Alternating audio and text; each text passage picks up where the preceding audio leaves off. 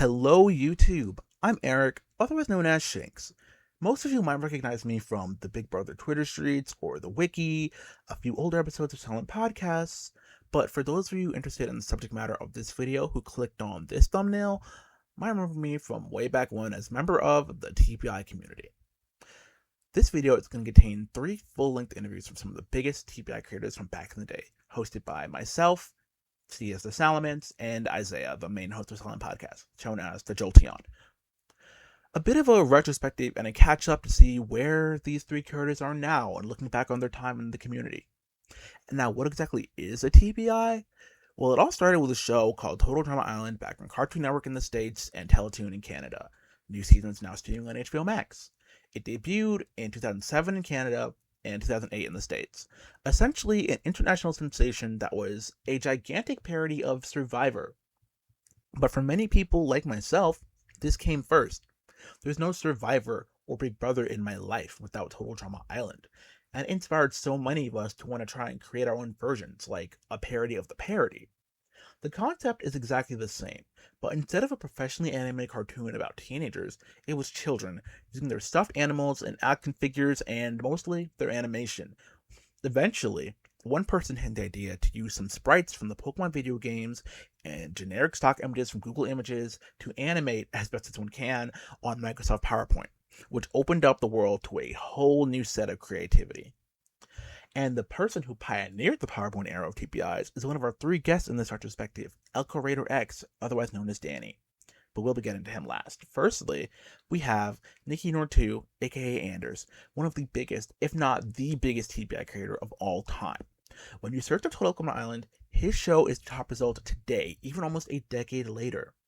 And then our other guest, we have 16maxR, simply known as just Max, another big name from back in the day, albeit newer than some of the others slightly, relatively speaking at least, but my personal favorite and a close friend. The 3 of them had some other shows, most notably the trainer show genre, which had a main character based on themselves, a supporting cast of their friends, typically other creators and members of the community, taking on everyone's personal take on the traditional Pokemon anime format with like Ash and his friends and Pikachu and so on. They would travel through a made-up region and go to try to collect gym badges, contest ribbons, so on and so forth. Danny even went up a step above and beyond and did a fake-on version of his trainer show. And then Max had a collab TPI with Isaiah, but it didn't really take off. And then Anders himself had many different hero's journey, adventure-style shows, and we're going to get into all these other shows and the TPIs and everything in just a few moments. Now, fair warning, we conducted these interviews earlier in the spring during the airing of Survivor 50, and it's currently July. So, some of these questions might be a little outdated, but that being said, let's get into our first interview. Up first, we have Anders. His show was spearheaded by Raichu, a natural step up from Pokemon's actual mascot, Pikachu. His show ran for 2 seasons, one fully completed, one about halfway done. But the episodes are still mostly intact on his channel now, and he was the blueprint for many future TPI creators, including Max and myself, to name a few. Anders' show was definitely one of the biggest, and he was an inspiration to many, but he was also the victim to a lot of copycats, and that kind of thing tends to grate on people. He kept getting asked for advice and tips and favors and cameos, and eventually he had a very controversial reaction to that, basically telling everybody to back off and leave the work to the professionals. We're going to get into how he feels about those words and all the other things today. So let's get into it right now with Anders, formerly known as NickiNor2.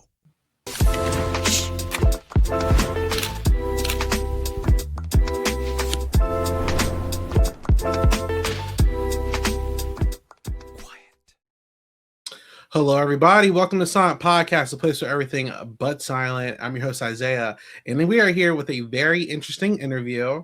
I don't even know if I'm going to use this intro in the actual video, but I'm going to say it anyway.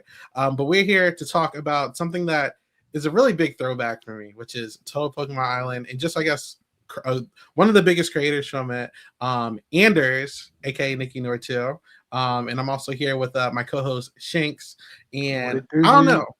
Yeah, listen, I'm really excited for this because I'm not going to lie. Growing up, like before I even got into like Big Brother Survivor or like any of the other stuff that I talk about. I got into Pokemon and I got into Total Drama Island, and I searched on YouTube Pokemon Total Drama Island, and then a bunch of series came up by creators like ELCORaiderX, Mischievous525, a bunch of other people. And obviously, our guest today, Anders, your channel came up, and it was such a fun time. So thank you so much for coming. How are you doing today? I'm doing so well. Thank you for having me. It's crazy because that's exactly how I came about it too. Is that big fan of Total Drama Island, also a big fan of Pokemon. Looked online for it, found stuff, and went, "Wait a minute, I could do this." Yeah, And, this is it's really fun. Yeah. Lo and behold, I did it for a long time and made a lot of videos. And it really is crazy because so much of just that has, in a lot of ways, driven my life. Crazy to say, yeah, me making Pokemon videos on YouTube has really propelled my life forward. But it's kind of true. But I'm so happy to be here. Thank you for having me. Awesome. Yeah. We're really excited. Shinx, how do you feel about this? I know you're the first person that I really came to about this when I was talking about even doing this. So how are you feeling? Yeah, like Anders, your show in particular, like it's really weird to say it was Pokemon sprites moving on PowerPoint, but like it pushed my life in like such a strange trajectory. But like it's the path I've been on. Like my closest friends, even in a weird way, the domino effect of like getting like work and stuff, like meeting my girlfriend, so on and so forth, would have never happened if not for your show. It's just a crazy like domino effect of how one little thing, because like your show is probably the one that I found first. It's like the gold standard of TBIs for me is your show, and it's definitely just like I'm a little starstruck right now. It's just like holy crap, like this is awesome.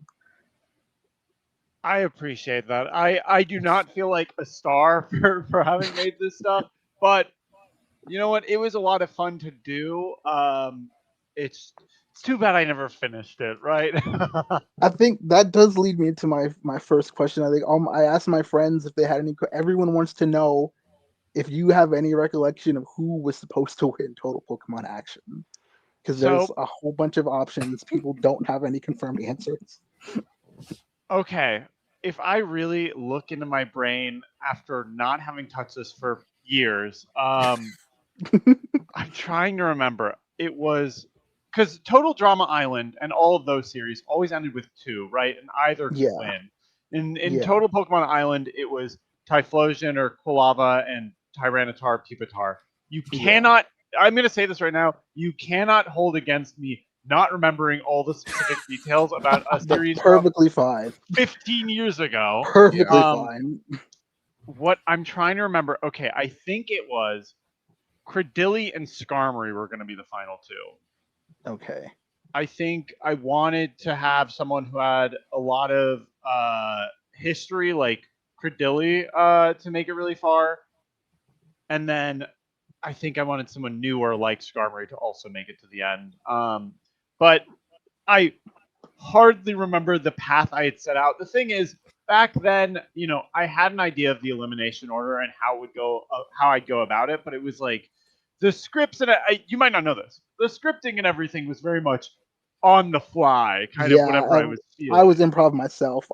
There's some people I know who use scripts, so I was like, I just made the slide, started recording, and we go from there.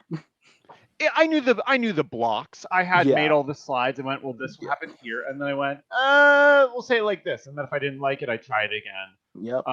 But yeah, anyone who watches this and goes, wow, did Anders really plan out every line and every moment? Nope. Nope. So honestly, let's dig deep a little bit more into that, because I have a lot of questions of stuff outside of the Total Pokemon stuff, but like let's get this stuff out the way now. Just we can speed run it. I guess with like, this was such a long time ago. I think it still gets views and comments to this day. I don't know how like often you look at that channel or anything.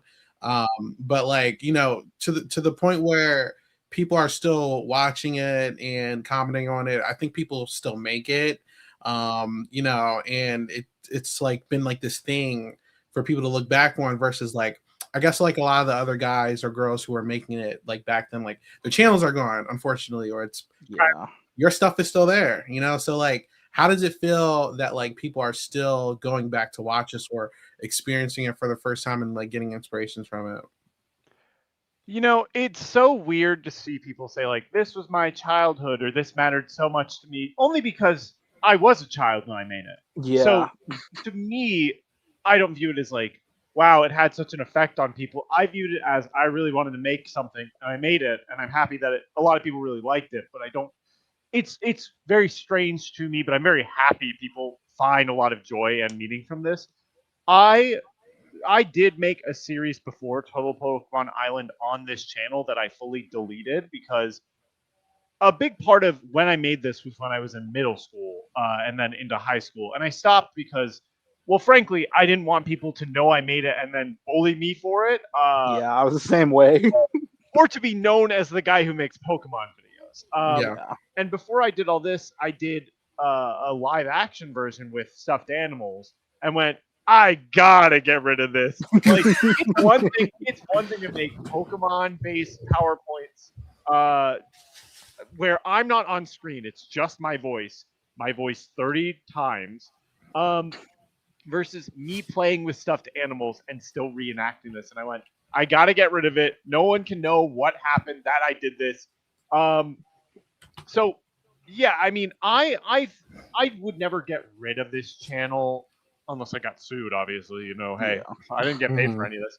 But like, to me, it's kind of a fun fact to bring up. I will say, every time anyone ever watches it in front of me, I cringe so hard. Like, it's not because it's bad.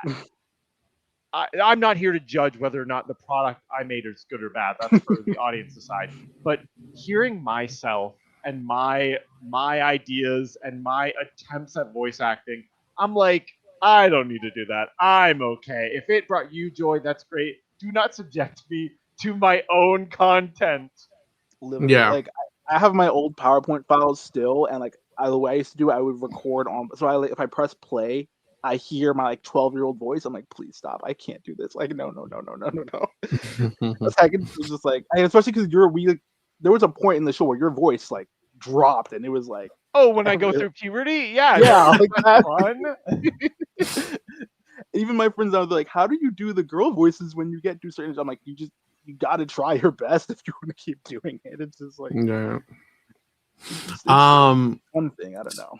So I did want to ask as well. So like, obviously, you know, you got into like, you know, you did TPI, you did TVA, and then you did like a couple other things. So you did like Safari Zone on another channel. That was one. What else did you do? You were a part of like Survivor. Shows. The trainer shows. I had a couple other Pokemon shows. I tried to do the Lost Element, the Tourney. I like that one.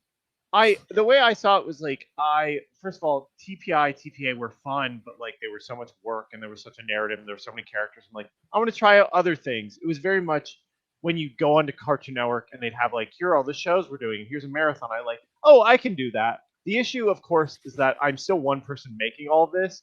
So suddenly I'm not just doing TPA. I've got to also do this tournament show and I've got to do the Lost Element. I just at a certain point went, why is it so much work? And then I tried Let's Plays, which were also hard. And frankly, I wasn't very good at it. And then, I just tried a lot of things. I think when you're creating stuff, it's always fun to try out new things. And it's so hard when you lock yourself into a series, especially when you put 100 characters in and go, it'll only end when there's 2 left. That takes forever to do. So I just wanted to diversify, try out new things. And I'm glad I did. But man, years and years of just attempts at things, it's hard to look back on. Yeah. It's valid. What else? So you actually, outside of like the TPI, TPA, like various like, I saw that you helped with like a LRG called like Survivor Maryland, which is very cool. And then like, I mean, you can tell me like what other things you've been involved with, but like I'm pretty sure like you've been involved with like some TV related stuff, maybe, or YouTube or whatever. Like what is your track record, I guess now? I'm not sure how old you are now, but like, you know, years removed. Could be any age. Here's what I'll say is, so in college, I became the host of, we can call it an LRG, but it's more extended than that. It's a college Yeah. Survivor. So it's basically Total Drama Island, but the actual show Survivor. Every semester, I would cast 16 to 20 students. They would be in tribes. They would do challenges. They'd vote each other out. We filmed it all and put it on YouTube. And that was really my first foray into actualizing the thing I had been making for years with real people. And let me tell you, that drama was way more fun because it was real people and it wasn't me doing every voice. And I can watch that much more easily because I'm not the one that gets to be judged. I still appear as the host, but it's like you're not hearing me all the time, and I don't make any mistakes because I edit those out. But I did that for a long time, and then I did move to Los Angeles to work in reality TV. So I did some reality TV work. I still do unscripted production work. I won't be too specific of what that is, just because, you know what? If people really wanted to figure out what I've done, they could easily do it. But that's on them. In any case, yes, I started out doing fake Survivor Pokemon stuff on YouTube and have now worked, I did college Survivor and then I did real reality TV work. So it really is crazy. Straight line. My path really was determined by the time I was in middle school. That's awesome. That's awesome. I like I said, I've actually obviously I got podcasts now, right? I went by the username like Isaiah Cowan back then, and like now I'm like I've been to like Big Brother Canada House and like all this other stuff like reality wise, and I'm like I always look back to this, you know what I'm saying? And I mean you and like a whole bunch of other creators who are actually like I've actually luckily enough like became like friends with some of them in like real life and met a couple of them now obviously, and like they're all doing their own separate things. You were a part of something though that was called like this whole Pokemon board for a little bit.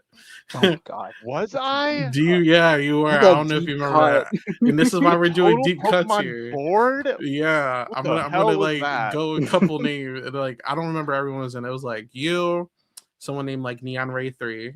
It was you, Mischievous 525, Zapping Midnetric, I think was in it, maybe World Lugia. There's a bunch of other people, and I don't know if you've actually seen it. There's a video that's like going pretty well views wise recently of someone going back to your show. It's like a 5-hour video, literally a 5-hour analysis of and your it has like Pokemon thousands of views. Yeah, I was like, this is actually what sparked me. My friends from the video, I showed Isaiah, and he was like, "I can make it get this happen." Let's do it. Analysis of it. What is there to analyze? Yeah, it was like deep, and I was like, I wonder what Anders is doing now, because I remember I think you did a podcast with Naomi on this channel, and I was like, I could talk to him. So like, yeah, that's where that all sparked through. But the thing is, I'm not going to watch 5 hours of analysis on that show. Frankly, I don't think it's worthy of that. But what is it critiquing it? Like, I'll send it to you. I'll send it to you after this podcast if you want to look at it. Cool. I'm telling you, and it had a lot of views. So I was like, wow, people are really like still like looking at that. I was like, that's interesting. There's some new TBIs that are still being made. Like this week, I watched an episode that some guy, shout out Blockmaster, he put out this week, and I'm like, this is still going. This is so cool. Hey, I personally, there was such a joy of making these and watching these at a time. Could I do it now? I think if I were to watch TPIs now, number one, all I would be doing was going, I would do it differently. That wouldn't be me. I would have done this. The thing is, I'm never going to do it again. I'm making this promise. I will not do it again, only because I can't do the voices, and I'm just never going to fall off like that. I just won't do it and be like, it used to be better when you were, 14 years before. No. And you're right. Okay, it's funny you say that, because I don't know. You said we talk about anything. I don't know if you remember in like one of your like anniversary videos you made. Oh, you were basically like, if you're not good, like none of you are gonna be as good as the big dogs. You were like, I don't remember the exact wording. You were like, "Don't try. You're not going to be good." We were all like, Sounds real. "Whoa." And you know what? Let me tell you, that's real as hell. That's real as hell for me to be like, listen here, plebe. You're never gonna be as good as me. That seems like something I would say. But I would also say anyone who's making TPIs or any of these shouldn't be doing it because it'll be popular or get views. They should do it because they want to. I don't Yeah. think that I was driven, obviously, of like I can make it better than what I was watching, because I think it was like ELCORaider was the first one I saw. I watched it, loved it, went I could do this. Yeah. But at a certain point, I wasn't doing it because it was popular. I was doing it because I really enjoyed doing it. And at the end of the day, if someone is enjoying doing it, they should do it, regardless of Yeah. views. But also, yeah, you're never gonna be better than me. Stay mad. All right, but Shinx, Yeah, did you have there's a any other lot of questions that you wanted to ask Shinx? By the way, I'm sorry, I didn't mean to cut you off. there's Continue. just a lot of comments. People were like, right, like fairly, they were like upset, like, but then there was like everyone was kind of like, I don't know. I personally, I don't even know my comments to that. I was just like, hey, I mean, got to give it a try. If you never try, you never know. That's basically all I had. Like, I guess you had touched on a little bit, but like, any between your path, like professional career and like your start, is there like how it ended up there between TBIs, or did it just kind of like I fall would into say it? the thing about TPIs and sort of launching me into wanting to do Survivor or any sort of unscripted work was, clearly there's a passion for this type of media, whether it's like the battle royales or reality shows. Yeah. I always liked it. And I think that made it so, I started playing online reality games. I wanted to really do it. I liked Survivor. And so I just got really into it. Then in college, I studied something that was not related to this at all, and I didn't enjoy it as much. And I went, what if I just try? What if I just go to LA and try? And I had the experience. I want to make that clear. Like, I had spent a majority of my college years doing a college Survivor, doing production work, and I went, I know I could kill this. Yeah. And that's sort of what led me to wanting to do it in the first place. I think had I not really identified my passion for creation and for specifically creation around elimination based reality competitions, Mhm. I probably wouldn't have pursued this, right? Yeah. But I felt passion, so I did it. Cool. Got you. Thank you so much. All right. I guess my last question, and then I guess we can start closing out for you, Anders, is if looking towards the past of this, and then obviously like you're doing pretty well for yourself, obviously, like right now. Like if you had the opportunity to go back and like, I don't want to do this because like you sound like at some point you were like, like I don't care about that part. Would you go back and stop yourself from doing it, or are you grateful of doing this portion from your life? I don't think I have regrets about doing all this. I would say NickiNor2 was a part of my life that was so different. Like I just wanted to create something. And as I look back, there are parts I would cringe at, as we would of anything. You ever have people go through your Facebook and like repost your old pictures or just like share those moments that you're like, oh, Yeah. why would I post that? In a way, it's almost like that, but it always comes from a place of like, it's embarrassing because it's me, not because it's bad. And I think that the truth about anything that you make is that the act of creation is the purpose. You make it because you want to make it. You don't make it because it'll be good or because it'll be advancing your career or because it's the most important thing. You're doing it because you want to, because you love it, because you want to be creating something. You have an idea, you have a way to do it. And I think what's so impressive about it, not to be like I'm so impressive, but like I didn't know how to animate. I didn't have the patience for it, but I knew how to use Photoshop. I knew how to collect the sprites. I learned how to sprite. They weren't good, but I learned how to sprite. I learned how to animate. I learned a lot of like the methods of creating a story, of what is funny, of what isn't funny, of just creating some sort of dramatic tension. I learned a lot just by doing all of it. And I did it for many years. I made over 500 videos between this and my other channels. I don't regret any of this as a whole. I'm sure there's individual things that if you wanted to go back and analyze and go, is this joke appropriate? do you feel like you were, sexist in this moment or racist in this moment? I don't think I was ever racist, to be clear. But I don't remember every single thing I said or any voice I used. And it's like, you could probably look back and be like, well, was this appropriate to do? It's like, I don't know. It was, 2007. Impossible for me to tell you if I evaluate it now and go, I wouldn't make the same choice. But what I would say is that as a whole, I don't regret this. I think it's very funny. I think it is funny to show people only because it's like, wow, you made this when you were in 7th grade or whatever. Yeah. And like, it is a cool time capsule. I do think that I'm not this person anymore. I still love Pokemon, to be clear. I still have a bunch of Pokemon plushie up here. And I am very hyped for Generation 10. So that unfortunately has not left me, that affliction. But I think in the same way that anyone who makes them even now, they don't make them because it's just to do. They don't make it for the glitz and the glamour. They make it because they want to. And I think that's awesome. So no regrets on this. I love Total Pokemon Island. It was when you sent me a message, oh, do you want to talk about NickiNor2? I thought it was so funny because it's like, I guess, no one's ever like, we gotta know more about NickiNor2. You'd be wrong. My friends were like, I wonder what he's doing today. I'm like, oh boy, do I have news for you what I'm gonna be doing on Saturday.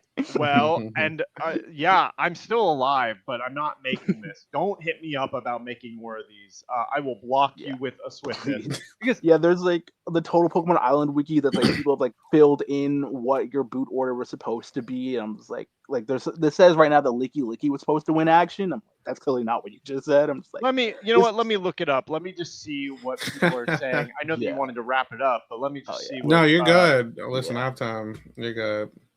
I do think the wiki is so funny too, because it's like, because it even says like edited by presumably Nicki, and I'm like, I don't think he did this. Like, let's see. Looking at this, so God, I still had so many people left. Now I will say this. From what I can remember, I was a little monster in some ways about like how I'd plan out the boot order, and I'd be like, and then they'll come back. Because there's one thing that Total Drama Island and Action love to do was just like, and you know what, they're back. Bring Izzy specifically back every single time. Well, like I played it really. Geez, I had 52 players. Someone should stop me. But it was like, I really just sort of was playing it by ear, not playing it by ear, but I would just come up with really insane ideas. Like Skarmory was going to be Skarmory and Cordelia at the end, but I don't know if one of them would have gotten eliminated and then come back. Yeah, at the bottom it's like Skarmory wouldn't have come back. I'm like, says who? People would randomly come back all the time. There's no reason that Skarmory would not come back and make it the end. I love this. Edited by presumably Nicki. Why would I? And the thing is, why would I? Yeah, I thought about actually after I had sort of retired to just come back and be like, and here's what would have happened. But I think I didn't want to, just because I also was like, what if I wanted to come back and continue it? But I didn't, because I didn't want to. Look, I think it's awesome people really cared about it. I think it's awesome that people really liked it. And if there were a way for me to make it and it wouldn't be any work and it could be to the standards that I hold myself to now, I would. But there's no way, and I'm not going to do that. Yeah. Listen, it's a time capsule. So literally. There you go. I mean, I was doing weird stuff. Shuckle was Groudon, sure. It's also, you know what else is really crazy about all of it is it very much was like when you have your toy chest and you're just putting your toys together or whatever. I constantly being like, and these two end up together, and these two end up together, and like all of that. What's also so crazy about it? Did I make any of them gay? I feel like not that I know of. I feel like Pink Rhydon got a lot of like, oh, Pink gay 2012 era jokes thrown. Did I make jokes about Pink Rhydon being gay? I do not remember for certain, but if you told me this happened, I wouldn't be shocked at the time. I feel like by that point, I don't think I was making gay jokes. That's the thing too, is on reflection, I don't think I really made that many off-color jokes, even with like sexism or anything, because I think I was rooting for mostly women in Total Drama Island, and Duncan specifically. Did not like Owen. And I'll stand by that. I've never liked that character trope of like farty, hungry boy. Licky. Okay, I didn't. Yeah. Oh, I had the character. That doesn't mean I like him. I Yeah. liked Espeon and I like Dragon. And Licky Yeah. Licky was there. Nicki Yeah. was kind of a punching bag a lot, so I kind of see that now looking back. Yeah. But I don't. It is interesting that like if I were to go back, I would make probably either more of them gay or less of them in straight relationships. Only because it's like, why were they all in it? I don't know what I was on. I went, what's a relationship here? I guess they can just be together. They're dating. Whatever. Get mad about it. Yeah. But it was a time. I think the craziest ones that I was doing, like the Cranidos show, where I just went, I love that I should one. make Yeah. when I just was like, I should bring back these characters. Vileplume's a character now. And my two favorite Pokemon now at this point, I'm sure you can tell watching the series which Pokemon I really do like and which I don't. My two favorite Pokemon now are Vileplume and Heracross. And also, obviously, I love Tyranitar and Typhlosion. I like all the Johto starters. I love Jigglypuff. I do not care for Chimchar. I do not care for Chimchar. Okay. I also, you didn't ask, but this is also like, why is Raichu the host? Why is Raichu a central character? When I was deciding who should be host, I was like, Pikachu is the mascot. You can't have Pikachu be the host. That's so lame. I went, Raichu never gets any credit. Raichu's just always present, exists, but is always sort of the secondary child. I went, I should make Raichu the host because Raichu will never be used otherwise. People will use Pikachu, they'll always forget Raichu. And now he's got a variant into evolution, mega evolution. So and now there's two different. And you know what's crazy about Raichu? Still not that good of a Pokemon. Still not that. I've tried using Raichu. It's a bad Pokemon. Its megas just look like Pikachu in it. That's a different argument, but it's just Mega Pikachu. That's my hot take. Also, I don't know if you guys know this. This is a crazy thing I learned recently, especially watching the first Pokemon anime. First of all, Pokemon is how it's pronounced. Pokemon. Second, Pokemon don't, despite having like the gender, never use the pronouns he or she. It's always it or their name. Yeah. So that was crazy to find out and be like, wait, what? Very They interesting. have genders. You can't use the pronouns. But yeah, I mean, I'm really happy with all of it. If I was able to stomach my own voice, I would watch more of it. But I can't and I won't. And all the files for it, all the stuff, that was on an old computer that's long gone. I don't have any of the old TPI or TPA information. So I don't really know the total boot orders. I just kind of remember who would win. And I remember I was already planning like a third series and a fourth series and whatever. Thank God I never got to those. Okay. I mean, well, for anything, I thought the Safari of his own thing that was a little fun thing. And I was watching, I was like, because I don't watch TPIs or anything anymore either. And it was just like a random day where I was just like doom scrolling. And I was just like, oh, this is good. Let me check this out. And then like the deeper I got into it, I'm like, this voice sounds like really familiar. Like, what the heck? And then I was like, whatever. I forget what the pass by thing was, but I heard that like you got involved with the Survivor Maryland thing. And I have a mutual that connected us, and I was just like, she's in the LRGs, and I was just like, is this that person or whatever? And then I put the dots together, and I was like, oh wow, that is crazy. Like, I was like, small world, so it's crazy you even mention that one, because that was a full on, like, I was in my senior year of high school and I was doing a senior project, and I went, why don't I just do this and have my friends voice it? That fucking sucked. Sorry, not to curse. That sucked ass to make people. Oh my God.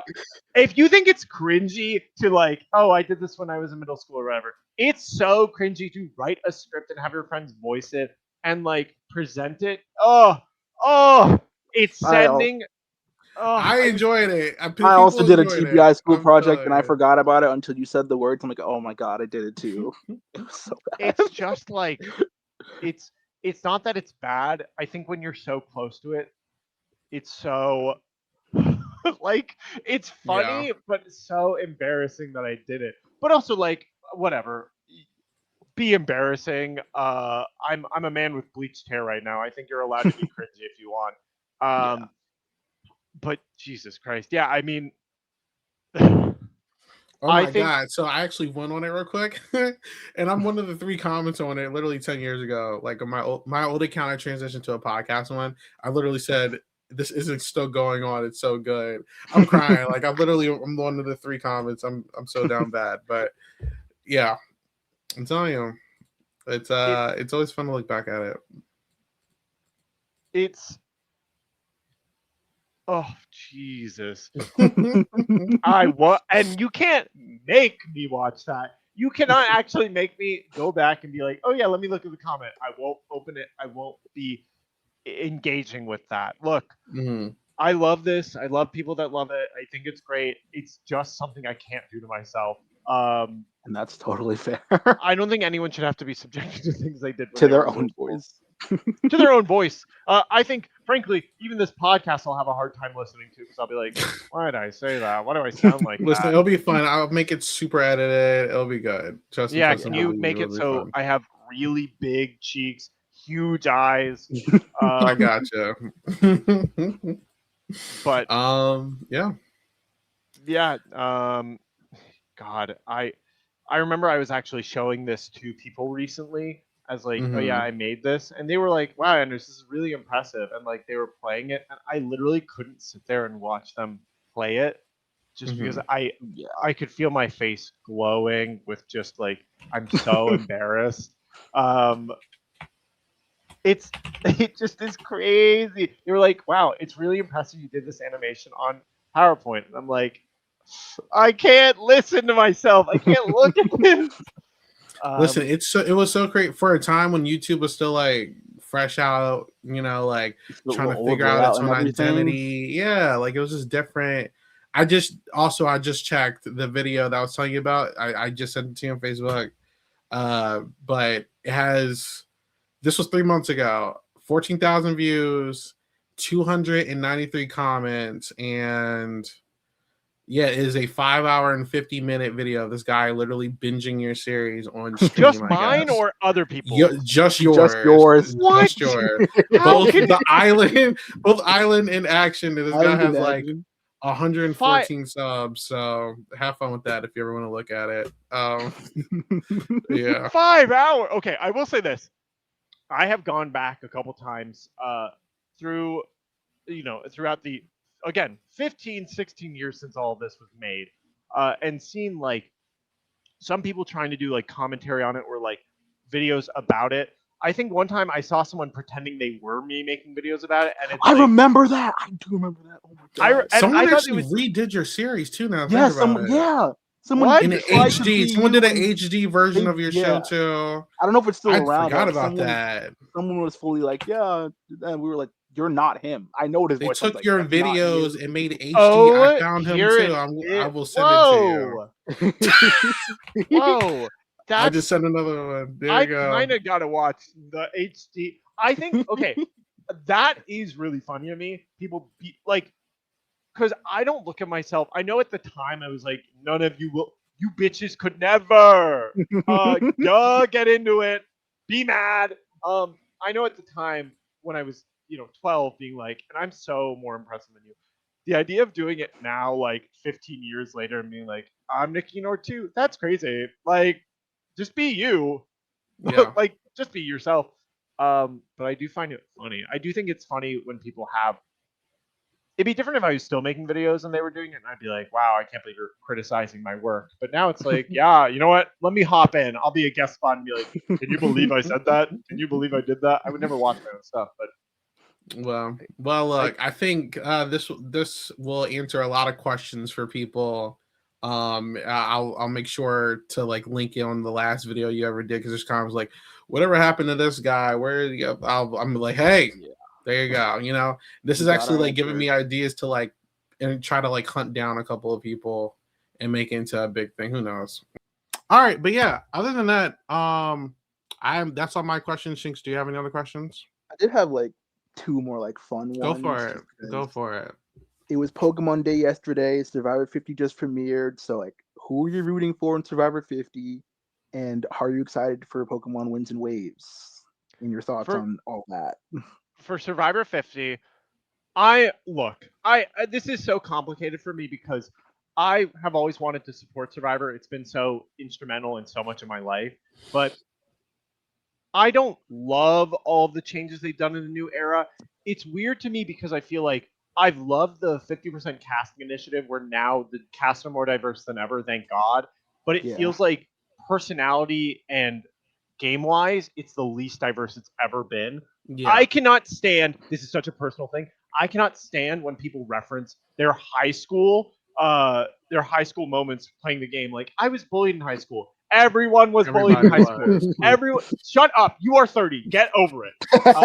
And also, I kind of hate the like, I'm on Survivor. This is so important to me. Like, I want people I want like more diversity when it comes to like age, where they're from, what they do. I'm tired of all of these like yuppie type people who love the show and are here for Yeah. adventure. I'm here for the money, you know, like watching 50 and seeing a lot of these older players. There's just such an energy and a way that they come across that I was like, oh my God, we're finally back. I don't love a lot of new era people. There are people I like. Very few of them are on this season. I do love D. I do love Emily Flippin. I actually really do like Rizzo and Savannah, specifically because they are just kind of trolls. The people I'm rooting for the most, I always root for Suri. I don't Always. care. She's my queen. I got into a fight earlier today when someone's like, well, she should have gone home. She did terrible in the challenge. If you think Suri should have gone home, we're not compatible. Like, I wouldn't vote out Suri first. That's crazy. They I got her love to Final Sienna. Five on Big Brother. Like, she can't touch her. Sorry that she's great. Sorry she's goated. Like, get mad. Literally. Sorry she can't win, but she's incredible. I'm rooting for her. I'm rooting for Aubrey for sure. I'm rooting for Angelina, our negotiating queen. Let's see, what men am I rooting for? Honestly, Ozzy I think is really fun. I do really like Christian. I want Mike White to stay around a while because he's so funny and like you can just tell he's there for fun and not necessarily to win. I feel like those are the people I'm rooting for. Yeah, is mostly that group. Chrissy, oh my God, Chrissy, obviously. I'm so happy she's back. Yeah. Look, any sort of difficult woman, I'm on board. If this is a person who's just kind of difficult to be around, or like a lot of people dislike, or she's a little bit controversial, I'm on board with her. I'm with her. Men wise, they got it. Rick Devens also, I'm on board with. It's like the guys have to be really funny. Yeah. And I think enjoyable. I hate Jonathan. I don't like him. I don't think he's Not a fan. Character. Yeah, not Colby's funny because he is so like, this person's annoying me. That's great. I don't care for Charlie. Q is funny, but like Q and Tiff are the most. Why are they here? Same with I don't like the 48 people. I don't think it was a good season. The fact that there are 2 now. It's like, move on. I didn't like that season. If for a fun fact, so me and my friend Dylan, back when I used to like do like games and stuff like years ago, like we hosted games, and look, he made a TPI, I did, and like for a fun fact, like you inspired, I'm assuming both him and me to like do stuff in this verse, and Rizzo actually played his first ever reality related thing in our game because he went to college with Dylan. And then now that inspired Rizzo to do more games, and then now he's on Survivor. So look, there's a tie. Boom. I also have played a game with Rizzo. Awesome. So and worked with him, and it's so funny because like the fact he's always gone by Riz God, so it didn't affect me. A lot of people I know hated the Riz God stuff, and I went, you just have to get used to it. I think I'm so happy that he did great, and I'm glad that he's on 50. I think he's such a funny person, and frankly, I love it both when people hate him and love him. I think that Rizzo is such an incredible character. And RIZGOD May. He's the Riz God. I don't want him to win. If Rizzo wins, I will be a little bit like, no. What about Suri? And then the Pokemon Day, how am I feeling about Winds and Waves? I was shocked by, as they're now known, Mr. Windy Chew and Miss Waves Chew, Wavy Chew. Like, that was so funny to me of like, all right, we've got these two Pikachu.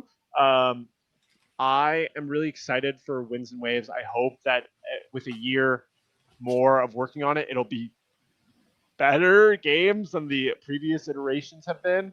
I still buy every game, but I don't think they're always given the most care in the world. Out of the 3 starters, I think Gekwa is my favorite. I think it's such a funny design to be like, it's a gecko, but what if it has incredible eyelashes? I know some people are like, it looks so feminine, that's awful. Oh my, God forbid Pokemon has whimsy. God forbid the design is a little fun. Sorry, it's not hyper awesome cool. I don't feel like most Pokemon are hyper awesome cool. Like the ones that people will reference will be like Caesar or like Haxorus or Garchomp, but they are still goofy when you think about it. Yeah. I think people just need to learn Pokemon designs are stupid. Like they're just all kind of, they are just like a little bit silly. And I didn't like the bird at first. I think it's funny now after I've seen all these memes and whatnot. And the dog, of course, adorable. But it's gonna stand on 2 feet probably. Oh God, yeah, probably.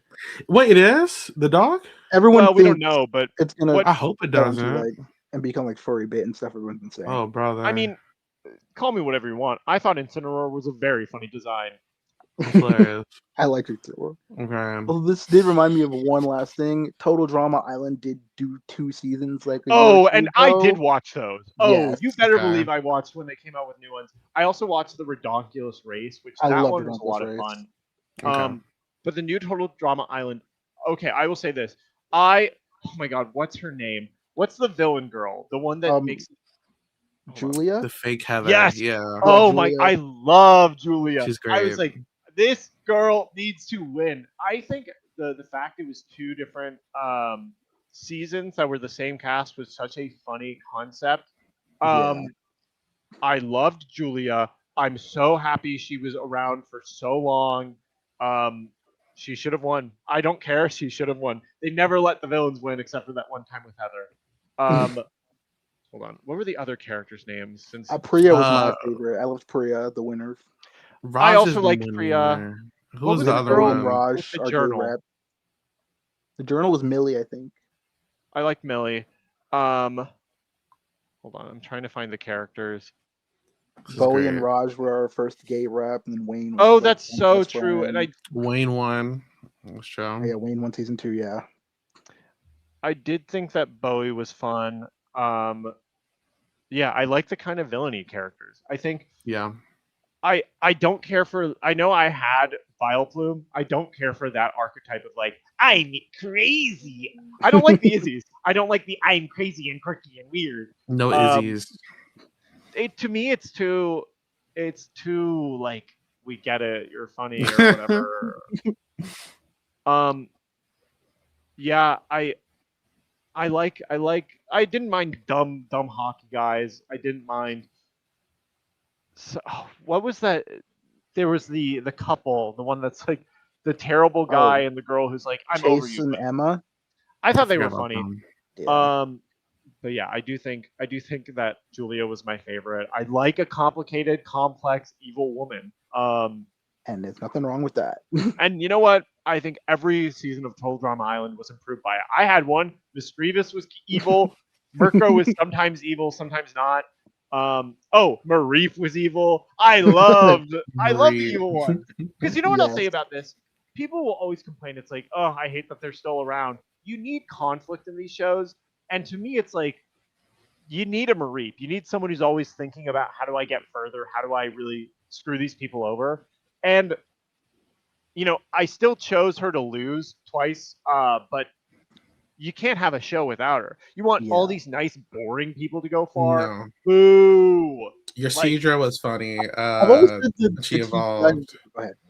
Oh yeah, I was saying the Seadra was funny when she was evolved and she wanted to split up Pupitar and Quilava the whole time. It kept, but you're ugly now. It was just like, it was crazy. Yeah, I like that one too. I've always said like TPI and TDI villains would excel in Real Survivor Big Brother because they're the only ones actually playing it. Like Richard Hatch had almost designed for you to play, and Dr. Willow had set up to play like be evil.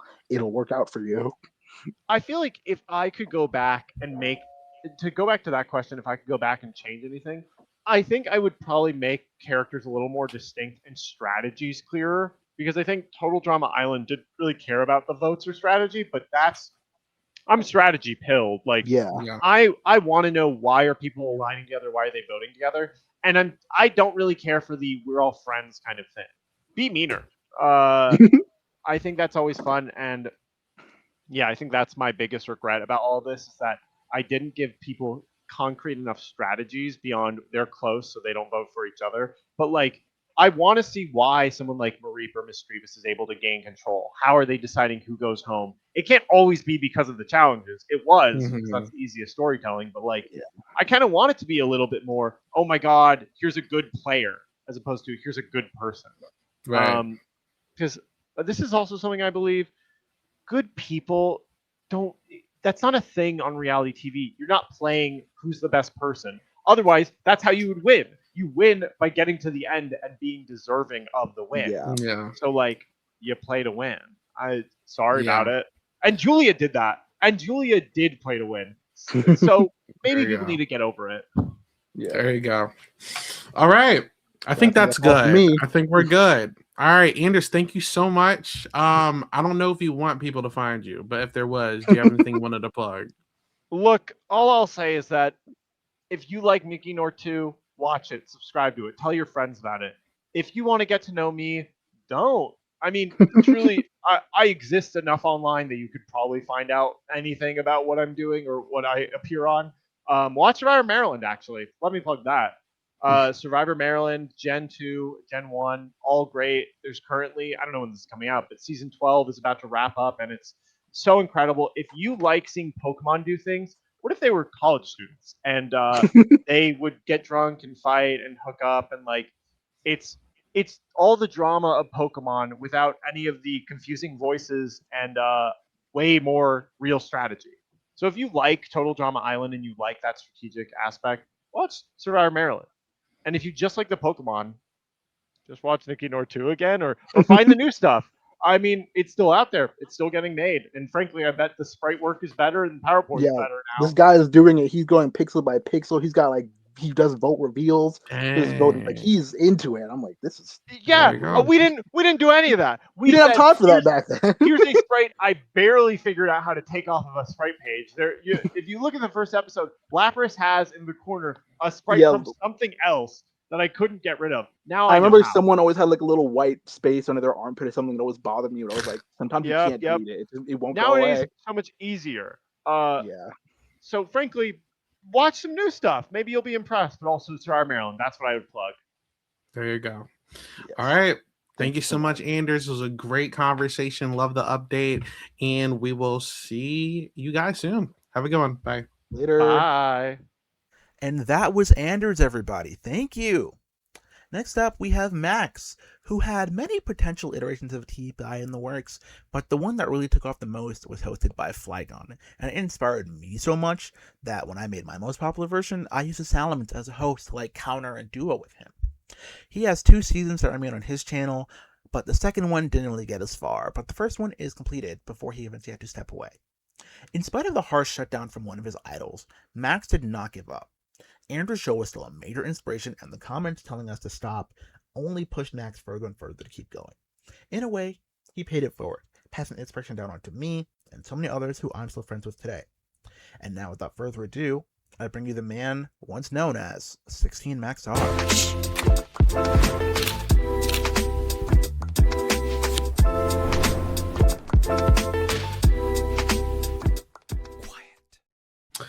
Hello, everybody. Welcome to Silent Podcast, place there everything but silent. I'm your host, Isaiah, with another interview for the Total Pokemon Island video. Listen, I don't even know if this intro is going to be in it, but it's completely fine. Listen, we are here with a good friend of ours, Max, aka 16 Max R, or wherever you want us to call you, Max. So what's going on, man? Yeah. Max Richard, 16 Max R. That's something I haven't heard in a while. But yeah, either works. What is up? Yeah.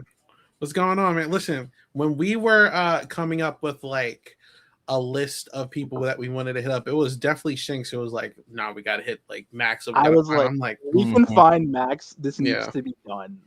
yeah. By I any was reason like, it's necessary. We need to find this man.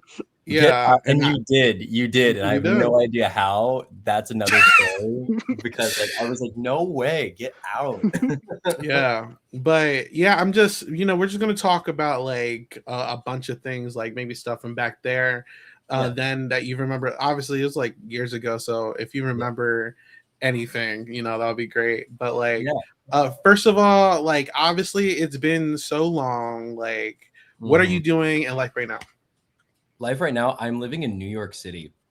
Oh no shit, me too. Yeah. So growing up, Pokemon was always like a hobby of mine. It still is. It's still a big part of my life. But I was really into theater and film and acting, and so I got a degree in that. And I'm living in New York City as an actor, running around the city, also like making money in other ways and like bartending, just like letting the city take me where it wants to. But yeah, that's what I ended up doing. Here I am. Yeah, I mean, I was always surprised. Like, I'm always so interested in what other people are doing because I know that there's some people still doing Pokemon YouTube, like Poke YouTubers, like Pimp Night. I know was a huge name when we were younger, and now he's amassed so much, and he does like all the video game content. It's wild. But I never like reached out to him to be like, hey, do you remember who I am? But yeah, anyway, it's good to be here. Yeah, but that's what I'm up to. What are you all up to? Well, doing this and I'm so excited to like continue doing these like interviews because like growing up, obviously, like we have Cartoon Network and all that stuff and video games, but like Total Pokemon Island was also like such a big part of like my childhood because like even if like I wasn't able to like make it until like a certain part, but like I was just such a avid viewer and like I wouldn't be like anything.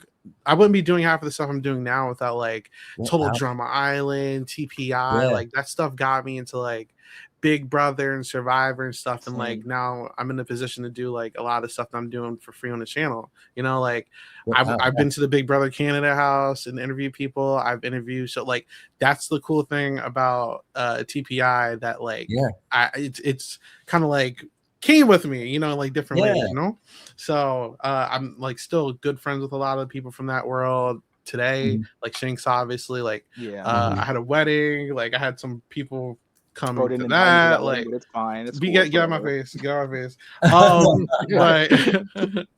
how about you, Shinx? For you, I don't know that this Pokemon stuff has been in my life for as long as I can remember, and like Max's thing in particular was one that like really stuck to me. Like even when I was making my own show, I may or may not have lifted a lot of ideas from his own show, and he was just like, it, like I said, it pulled me on this path like where I am in life now. It's like I wouldn't be where I am now without all this stuff, and it's just like it's such a weird niche, but it's like it's led me around like all my friends, like Isaiah and my other friends. This is like this little bubble that no one else can really understand unless they grew up in it, and it's like it's like a little special thing that we got going on.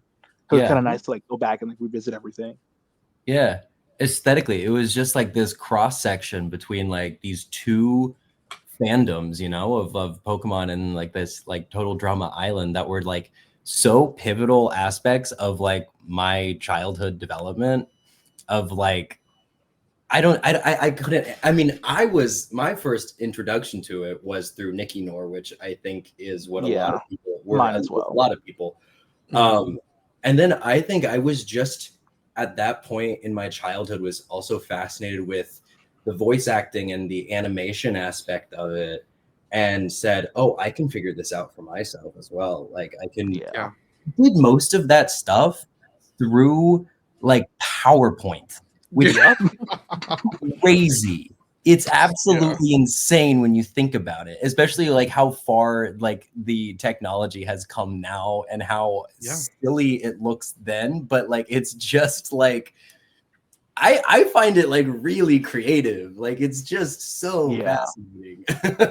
It's also taught me a lot of PowerPoint skills that I get to use at work, and they're like, "How did you do that?" I'm like, "I could explain it to you, but I can't. Right? I just there's like years of knowledge caked up in my brain. I can't. I can even tell do you. like the capability to do like basic animation skills on PowerPoint is Literally. yeah. And the fact that I figured out most of it for myself, because I also remember when I first decided that it's like, oh, I want to try this, I want to do this, I reached out to Nicki, and he like gave me such like blank response to like any of my questions. I was like, okay, dude, I'll just figure a lot of this out myself, I guess. And I did. But it was fun. I remember, yeah. I'm actually so we'll touch on your YouTube channel and like I guess some of the stuff and whatever you remember, obviously. It's already like things are like flooding back into my brain as we talk about this that I haven't thought about in so long. That's the great part. Now look, fun fact real quick, so I'll screen share it. One thing that I actually did discover, so you did like a camp thing on your channel. Yeah. Look at this funny thing right here. Guess who was playing in your game? That's right here with the Shinx. Yeah, no, I remember Shinx. No, dude, I remember you. Like I saw Shinx play one, I was like, that brings it all back. That was wild. Yeah, that's cool. But yeah, so yeah, I'm like looking at your channel. So like even like throughout the years, people like actually comment on your thing like, is it still going on? Where it happens or whatever. But like you had like your camp on here. Like, you know, you actually have videos of like you with like your face on here actually too. You did like a TPI, TV action. It has like thousands of views on some of them too. So like, no, yeah, it was wild. Yeah. And I think back on like that because there were some creators, some content creators with that got so much notice. And the fact that I had videos that were reaching, I mean, now when you think about YouTube and just how people use it, how sometimes the simplest of like short clips will get insane amounts of views. But like back then, like getting 1,000, 2,000 views crazy. Was kind of crazy and kind of weird in this own way, especially for something so niche. It was it was weird. But yeah, the camps were fun. I mean, that was how we as like a community were like interacting the most, like truly. Yeah. Like doing all like those like basic as like just chat challenges or like creative challenges, like create this thing. Yeah. Did you ever play MJPJ189's games? God, those big ass. I think his channel is still up. Let me see if I can find it. Because he, if I remember correctly, was like the guy. Like everybody wanted to go play his game. Here on, it's this guy. Do you recognize his channel at all? Yeah. Yeah, dude. His stuff is still up too, which is crazy. Like it's wild. Yeah. Okay. Cool. Yeah. So, Shinx, go ahead. You have any questions? I mean, I think the first question is if you have any recollection of all, like, the people want to know who was supposed to win Total Pokemon Action. Oh my God. Wait a minute. This is something that I have thought about since then, being like, I never finished that. And something I honestly wanted to upload years later that I kind of regret was just like a process video of like showing the different eliminations, just like a quick little like 10-minute video to kind of show the progress of eliminations leading up to the winner. And I had like, I don't want to get caught off on like, you're good. Listen, my brain is just going wild right now. This is your time. So I had the full storyboard for the second season for the TPA more or less planned out. My life just like took me in a completely different direction and I stopped making videos.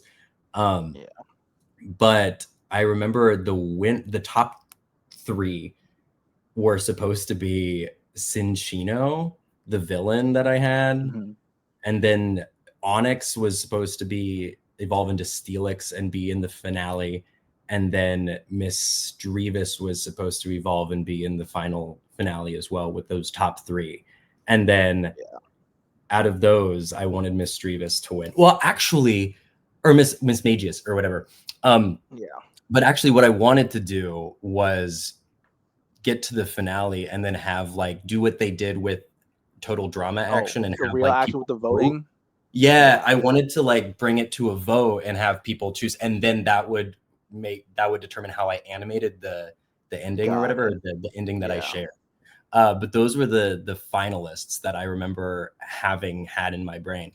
But it was wild because I remember for that second thing, I had this whole thing planned out, this whole storyline.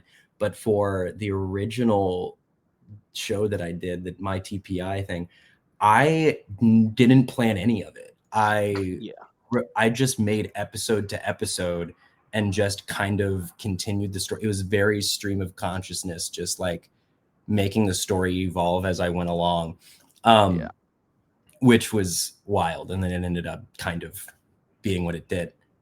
Yeah. That was my next question. Like, how much of your stuff was like scripted versus what was like improv and off the dome and everything? Because I know some people made full detailed scripts. Other people, they would start recording and then just whatever happened. They knew their story beats and just let it flow. I had story beats. I would do like rehearsals of like story beats, but like it was, you can tell when you watch it that it's all, exactly, me too. Improv, that it's all this like 12, 13-year-old kid just improvising, just riffing through these like storylines and these ideas and these like dramatic events and different things. No, it was never a detailed script. It was only that I probably should have I was thinking about going more into that with the second season. Like, it was like when I got to this like fork in the road where I was like, I'm either going to get like more invested in this like animation voiceover work and start writing scripts, or I'm going to like go off and explore other aspects of my life, which is what I did. But yeah, I was going down the rabbit hole of like starting to write scripts for that in that second little season. But it was just from episode to episode, it was more work than I really wanted to invest into it. I was like a busy kid. I was running around I was doing so many things at that point in my life. That's my answer. Yeah. And then I was gonna say, was there any like connection between your like TPI stuff and like what led you on this path, like being an actor, and like if you have any career goals and stuff? Not really, but I do find it so interesting that just like I've always kind of been invested in like storytelling and story points and even like voiceover work, and how that was kind of an aspect of it. I've always been so curious as to if anybody in that community has grown to be voice actors and or just like storyboarders or animators, because like it was all like these young kids exploring this like these like interests. But I don't think it necessarily had anything to do. I think it just at that point in my life as like a kid, I had so many different interests, and like one of them was this TPI like community, like Pokémon, Total Drama Island. But I was also in like, I was doing like track and field. I was like in choir, I was in drama, and I just had all these different hobbies and things going on. And I think the one that just persisted the most was me going into performance and acting and stuff. So yeah. Nice. Yeah, I was gonna say, so like, would you say, and I know this is like so tacky, would you say this contributed to any kind of like things in regards to you as a creative into like getting into that kind of world? Sorry, can you repeat? Sorry. I'm sorry. Yeah, I'm saying like, so would you say that TPI almost like kind of like benefited towards would you say TPI kind of like influence your creative portion of yourself to kind of get into that world of like acting and stuff like that by any chance? I don't know if it necessarily created it or motivated it. I think it all was just like a part of me and still is.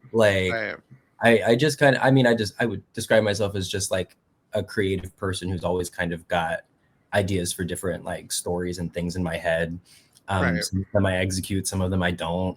Some of them I have in the back of my mind. I just think it was a byproduct of all of that. I don't think necessarily, I mean, my recent, because that was also around the time that I discovered that it's like, oh, I really like being on stage and doing like plays and musicals and theater. And I definitely think that like theater kid energy was a part of my aspect and enthusiasm of like making the episode. So I think it was actually kind of the reverse of that. Yeah. It was like that. Okay. My childhood love for theater was actually like the theater kid energy was bleeding into the TPI content creation. Okay. Yeah, I think for like almost everyone there was some level of like creativity that like spread out. Like Isaiah's doing this whole podcast network. Me and my friends are trying to do like or our own PokeTuber content now. Shout out Enigma. And like Nicki, for example, he's like, I'm not gonna get into it, but he was doing some like reality TV stuff and stuff, like actual producing work. And I'm like, I think Wow. just there was some layer of creativity in all of us, and this was like a way to channel it all out.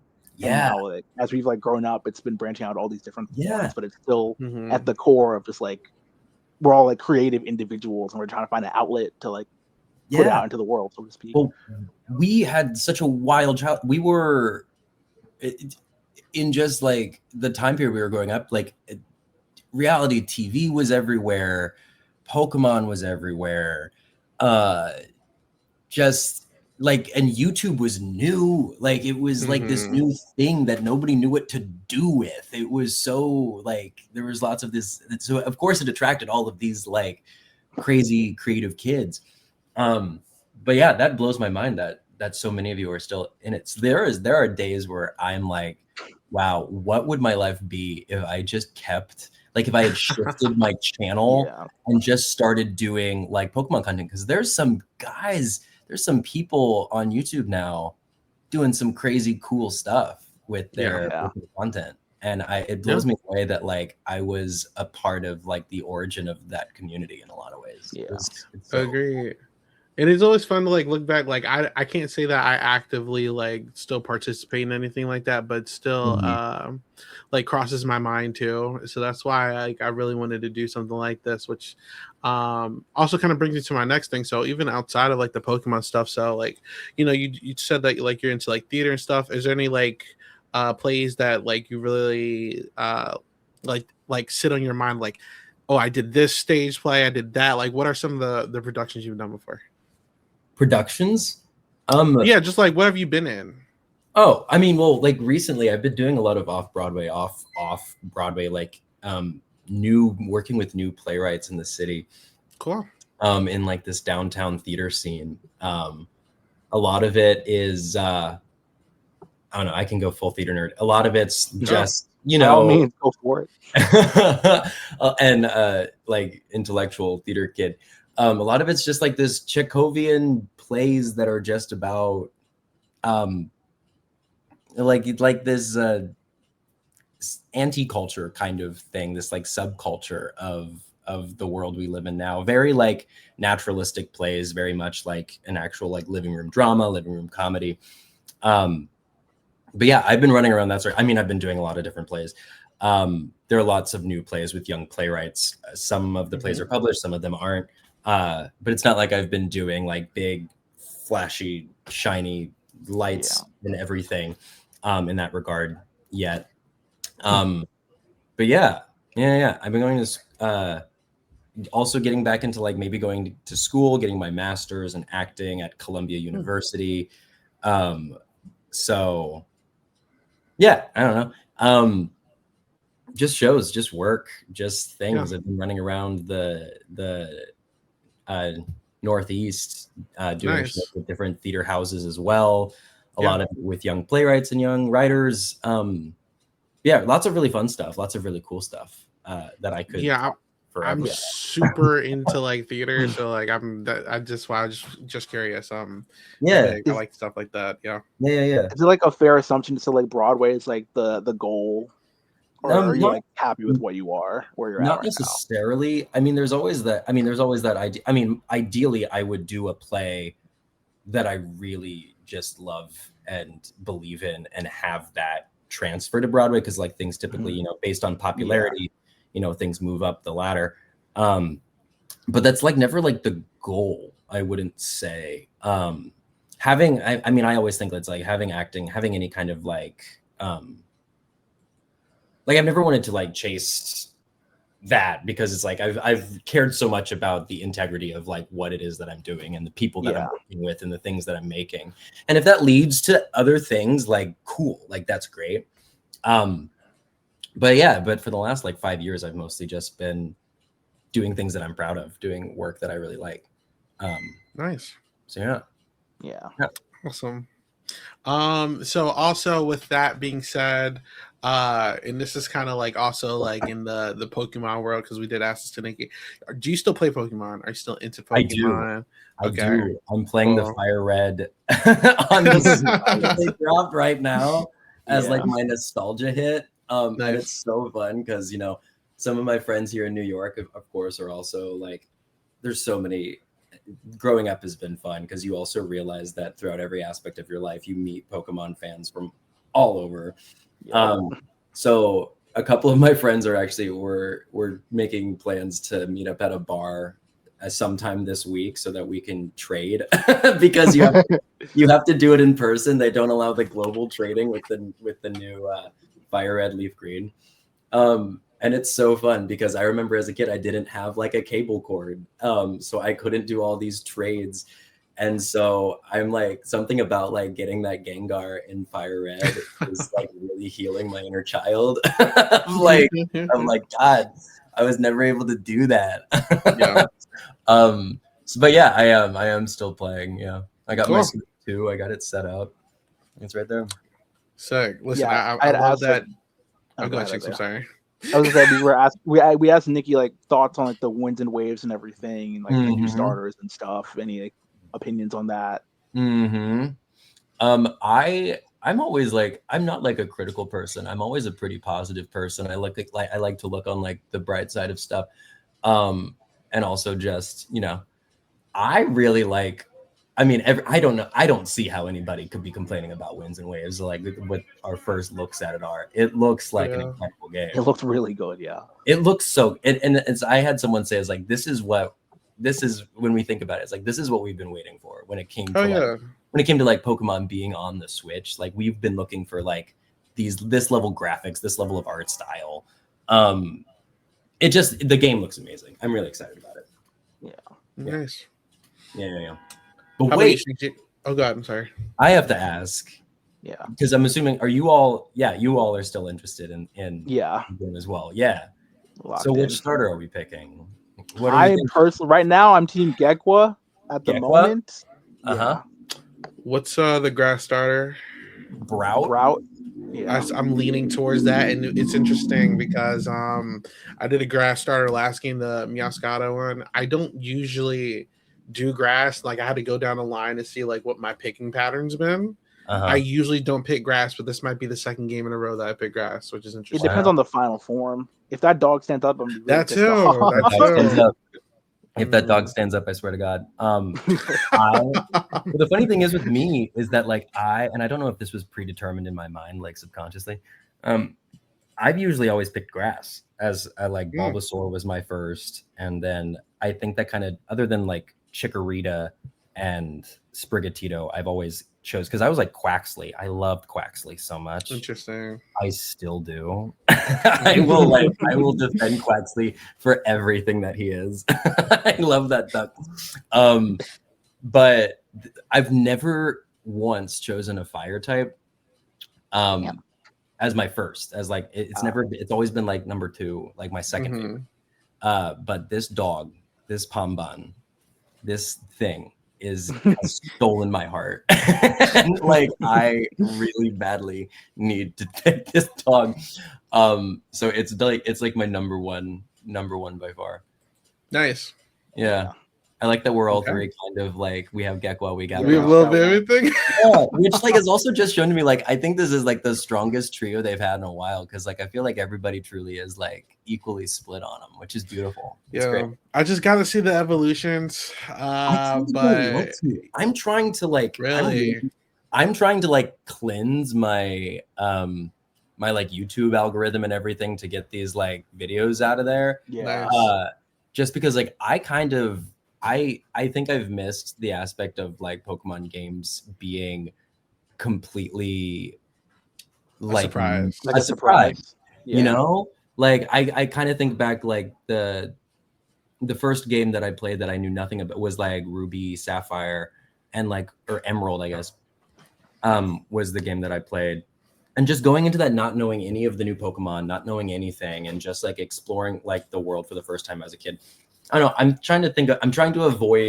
to try to avoid anything that has to do with spoilers or leaks or whatever with this Winds and Waves game, just because like, I don't know. I want to try to explore it Valid. with a fresh pair of eyes and just grab Pombon immediately. Just like, you know, if it stands up, I'm just gonna in the moment be like, whatever. I'm just a little freak. I need to know what it's gonna become because like in like Gen 6, I was like Team Fennekin, and then I saw Greninja, and I was like, I have to be in the Well, I love yeah. Greninja. I can't. Yeah. Sometimes the final form takes all that. Yeah. Well, I mean, I was in Gen 6. I remember as a kid, I was really into Chespin, but that was also me just being like a grass nerd kid.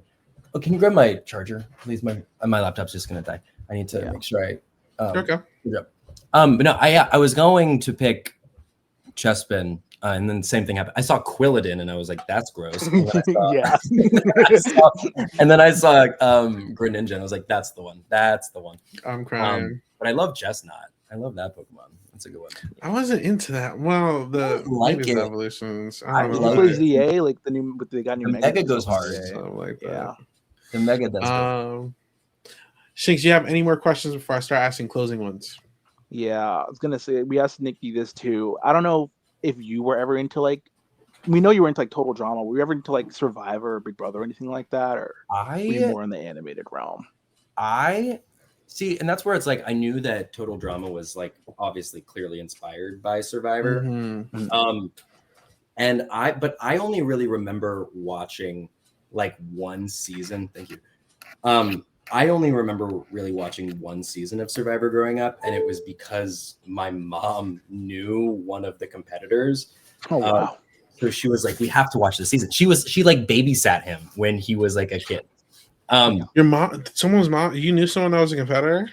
My mom babysat a guy who ended up being on the show. He ended up being an absolute jerk, and he was like the fourth person eliminated, which was also so funny because my mom was like, I babysat that kid, and now he's like harassing people.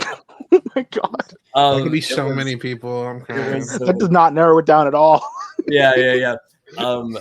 And he got booted off so early, and like my mom was like, okay, well, he got eliminated, and then so she kind of like stopped watching the season, but I kept going. And it was one of those seasons where the cops win, and I was like, not the cop. And then the one is always the cop. But every now and then I go through like Survivor phases, but I was never like a diehard Survivor fan. But I've always been more of a Big Brother, so I feel that. Me too. Yeah, I was always much more of like, it was that Total Drama just had me. It was something about that, what they created with that show, that I just thought was so fascinating. It was so fun. Did you watch the revival that was like from a year or two ago of Total Drama? No, I didn't. You know what? I looked into it and I tried to find where I could watch it, and for whatever reason, I couldn't. And so I kind of just maybe on HBO Max or something. I'm on HBO Max right now. I think so. Yeah, but anyway, I stopped hearing things about it, so I assumed it wasn't like. No, they're good. They were really good. I would say the first one was very safe. The first one was safe. The second one was very old school Total Drama, like season 1 vibes. Like I was like, oh, I remember why I love this show. You know what I'm saying? Like, yeah. Well, like as I fell off watching that show too. I mean, even after like season 3, I think, or like the plane, the world tour. Yeah, world tour. Yeah. I stopped kind of really watching after that because the show just started losing what made it so. Because it was like this thing that was like for kids, but it felt very adult. You know what I meant? Yeah. It was growing up with its audience for sure. Yeah, but then I felt like as the seasons went along, they actually like started like lowering the target age, and it felt more and more just like kiddish. And maybe it was me growing up, but I agree. No, but I've rewatched some of season 1 before, and it holds up today. Like it's good, and it's like, and sometimes in times I've watched rewatched episodes of Total Drama, I'm like, this was a kid's show. This is Right. wild. The things that they say and do, and like Yeah. Lindsay grossing out Heather. yeah, the blurred nudity, and Blurred I'm like, nudity. how did this get greenlit for a kids network? It's wild. Yeah. So crazy. I've actually been in contact with the Chris voice actor. We're trying to make something Kristen work. Potenza? No, the Or other the new one, one? the one that doesn't Terry know. McGurgan? Yeah. Yeah. Terry McGurgan. Yeah. It's a whole thing. There's a whole thing. But the guy who used to do Jonesy on 16, he does Chris now. He's But Chris's- yeah. Mhm. yeah, that's interesting. Okay, we I just started asking that too. So Yeah. all right, and I actually just locked in another one for like another week, so we're going to do a whole bunch of these. I'm excited, but Yeah. I guess so. My last question, unless Shinx has one more. I got one more, and they may be the same Right, question. and then I don't know. also, Again, just to take it back to TPIs one last time, like, how do you feel? Like, in my opinion, and my friends, you are like one of the pillars. Like, you're one of the one of the goats. Genuinely, like Yeah. top 3, honestly, top 1 if you ask me. So how does it feel just being like one of these most popular and like having inspired so many people? Like literally me, I stole half your ideas. I'll say it now. Like, you literally were that much of an inspiration to me. I like put your guys on my show. I know you put my character in your show once. It was a whole like so how does it feel just like being one of the most popular and like having that reach on people for something that seems so small? That makes me so happy that like even something like so niche like meant something so much to people. I never saw myself as that. I always saw myself as like I was just, doing it for fun because it was fun in the moment. And it was also just something where it's like after every episode, it's like I wanted to challenge myself and make it better and figure out different ways of doing different things and different story ideas. I would like go to school and I'd be thinking about it. I'd be thinking about the story. I'd be like jotting down like storyline notes in my notebook while I should have been paying attention. Yeah, I found a notebook with the TBI ideas. I was like, damn. Yeah. But that makes me happy to hear, man. That's so cool. I just in the moment I didn't even like really register it. I didn't but that's wild because to me I always thought like Nicki and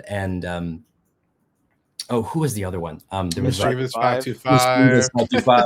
Those two, I was like, and it was also just because of like the scale at which they would drop stuff that I just like I always like was aspiring to that, you know what I mean? But it was kind of just like a me versus me thing. A lot of times I was like, I just want to like figure out how I can make this work, how I can make that work. And the fact that people were drawn to it was, if you like something, odds are somebody else is going to like it too. So I was just kind of rolling with that and enjoying the community aspect of it as a kid. But I'm so happy you loved it. I'm so happy it was like a big part of your childhood. That's literally like a core memory. Like I'm glazing and I don't even care. It meant that much to me, honestly. Hell yeah, dude. Hell yeah. Awesome. That makes me feel so good. Yeah, because it was to me too. I mean, but like, and Nicki was that kind of core memory to me. I remember watching it and just being inspired to do it myself, which is like it all just feeds into right. Right. Like if I was the videos that were inspiring you and it all just kind of bleeds together. But that's just like inspiration in general. That's just how that's just how we like work as people. We just, it was really fun. Cool. That was literally my question, so I'm glad that you asked. But okay, if you want people to find you, do you want people to find you before I give? Plugs? Sure. People can find me. Yeah. I obviously don't use that YouTube channel anymore. But you can find me. Even sometimes on Instagram, I'm a little phasey. But yeah, on Instagram, I'm at max.w.richards. And that's where I kind of just post a lot of the shows and things that I'm working on in New York. And if people are in New York and they see something that I'm posting or something that I'm working on, come show up, come see the show if you want to, catch up. Yeah. There you go. All right. Thank you so much for the interview. And until next time. Bye-bye. Isaiah Shinx, is so good to talk to you boys. So good to see you. And that was Max, everybody. Last but not least, we've got Danny. Now, his original channel doesn't exist anymore, but his show was led by a hair across. A version that does still exist, Total Pokemon Journey, a spin-off of the World War format, was fully completed on a newer channel of his and was hosted by a Scizor. As I just mentioned, Danny's original channel does not exist, and the same can be said about many other creators, including myself. Many of the videos that I grew up on are now lost media, but for the first time, I got the answers to the question of why. Where did the videos go? After talking with everybody, we kept the conversations going for a few minutes after recording stopped, and there was a really profound moment with Danny that stuck out to me, even though we didn't get on air. I want to throw it in here real quick before we get to the interview. He mentioned how it felt so inspiring to be a Black creator at the time, and obviously Isaiah and I can relate to that wholly. But the community was so diverse overall. Just a bunch of kids on the internet of various races, sexualities, gender identities, even countries, all brought together by a shared interest and a shared experience of some silly little sprites moving on a PowerPoint slide. Now, with all that being said, here is Danny, ELCORaiderX.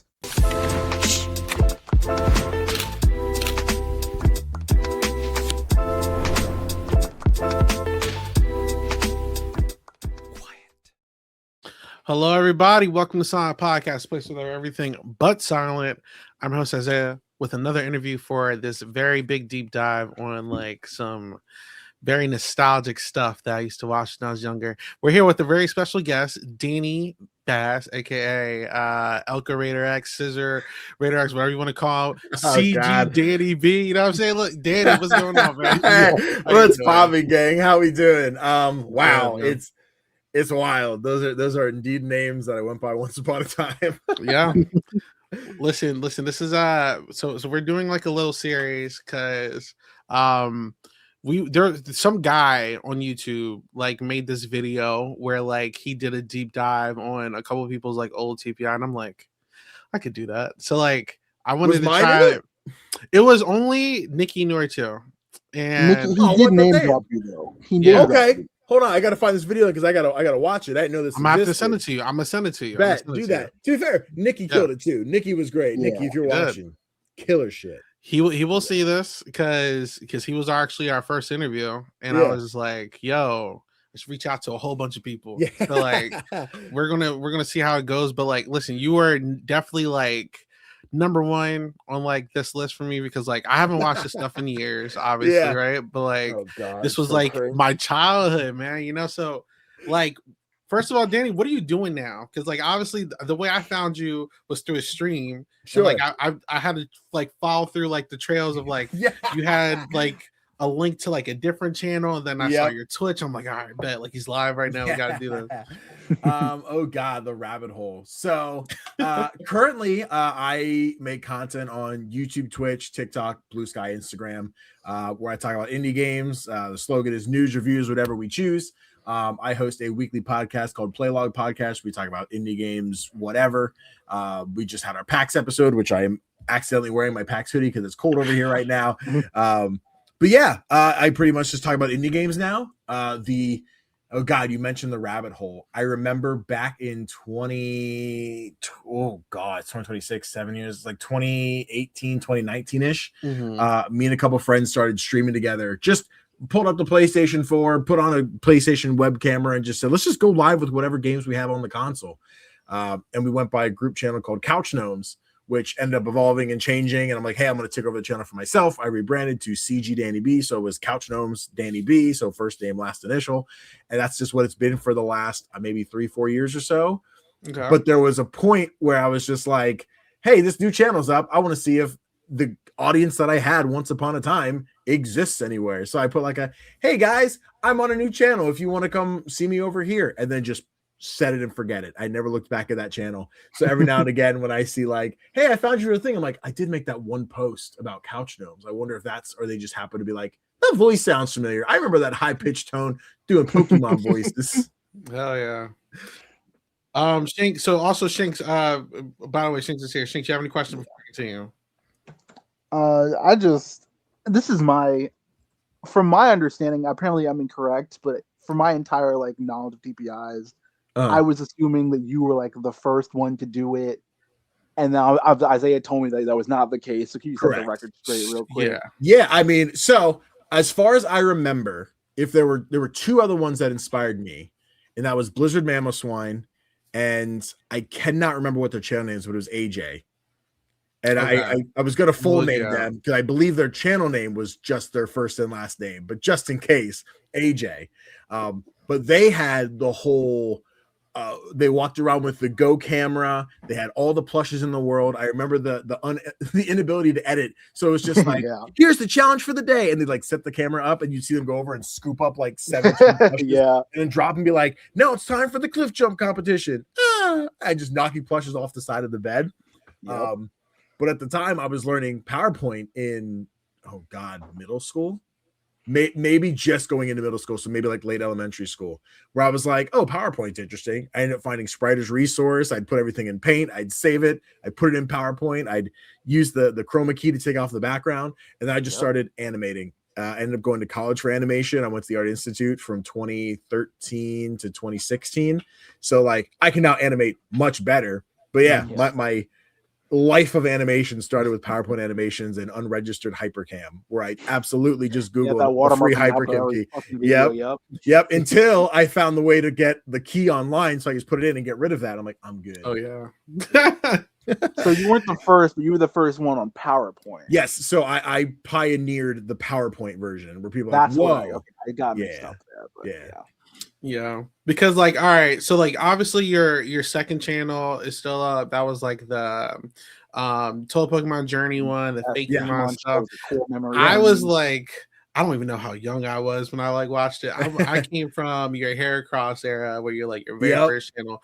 What happened to that channel? That was a big mystery. That was like, yo, he just disappeared, and you randomly came back one day. First off, people are gonna get put on blast. We were fucking kids, so it generally not a big fucking deal in the slightest. But in case it gets clipped out of context, it seems like I'm mad. I'll play it up that way. But no. So at the time, there was this small, I'd say clique, but like they were kind of like, we were the ones that made TPIs and everything else. And there was myself, there was AJ, there was Blizzard Mamoswine, there was NickiNor2, and there was, I cannot for life remember. Is it Crest Mischievous? Mischievous, yes, Crest. Yeah, there we go. There was like the 5 of us, and this was a time where YouTube had DMs directly, so we each had separate messages or whatever, and we're like, hey, how'd you do this thing? How'd you do that thing? Whatever, and everything seemed chill. It was always like the 5 of us were like, oh, this is really cool.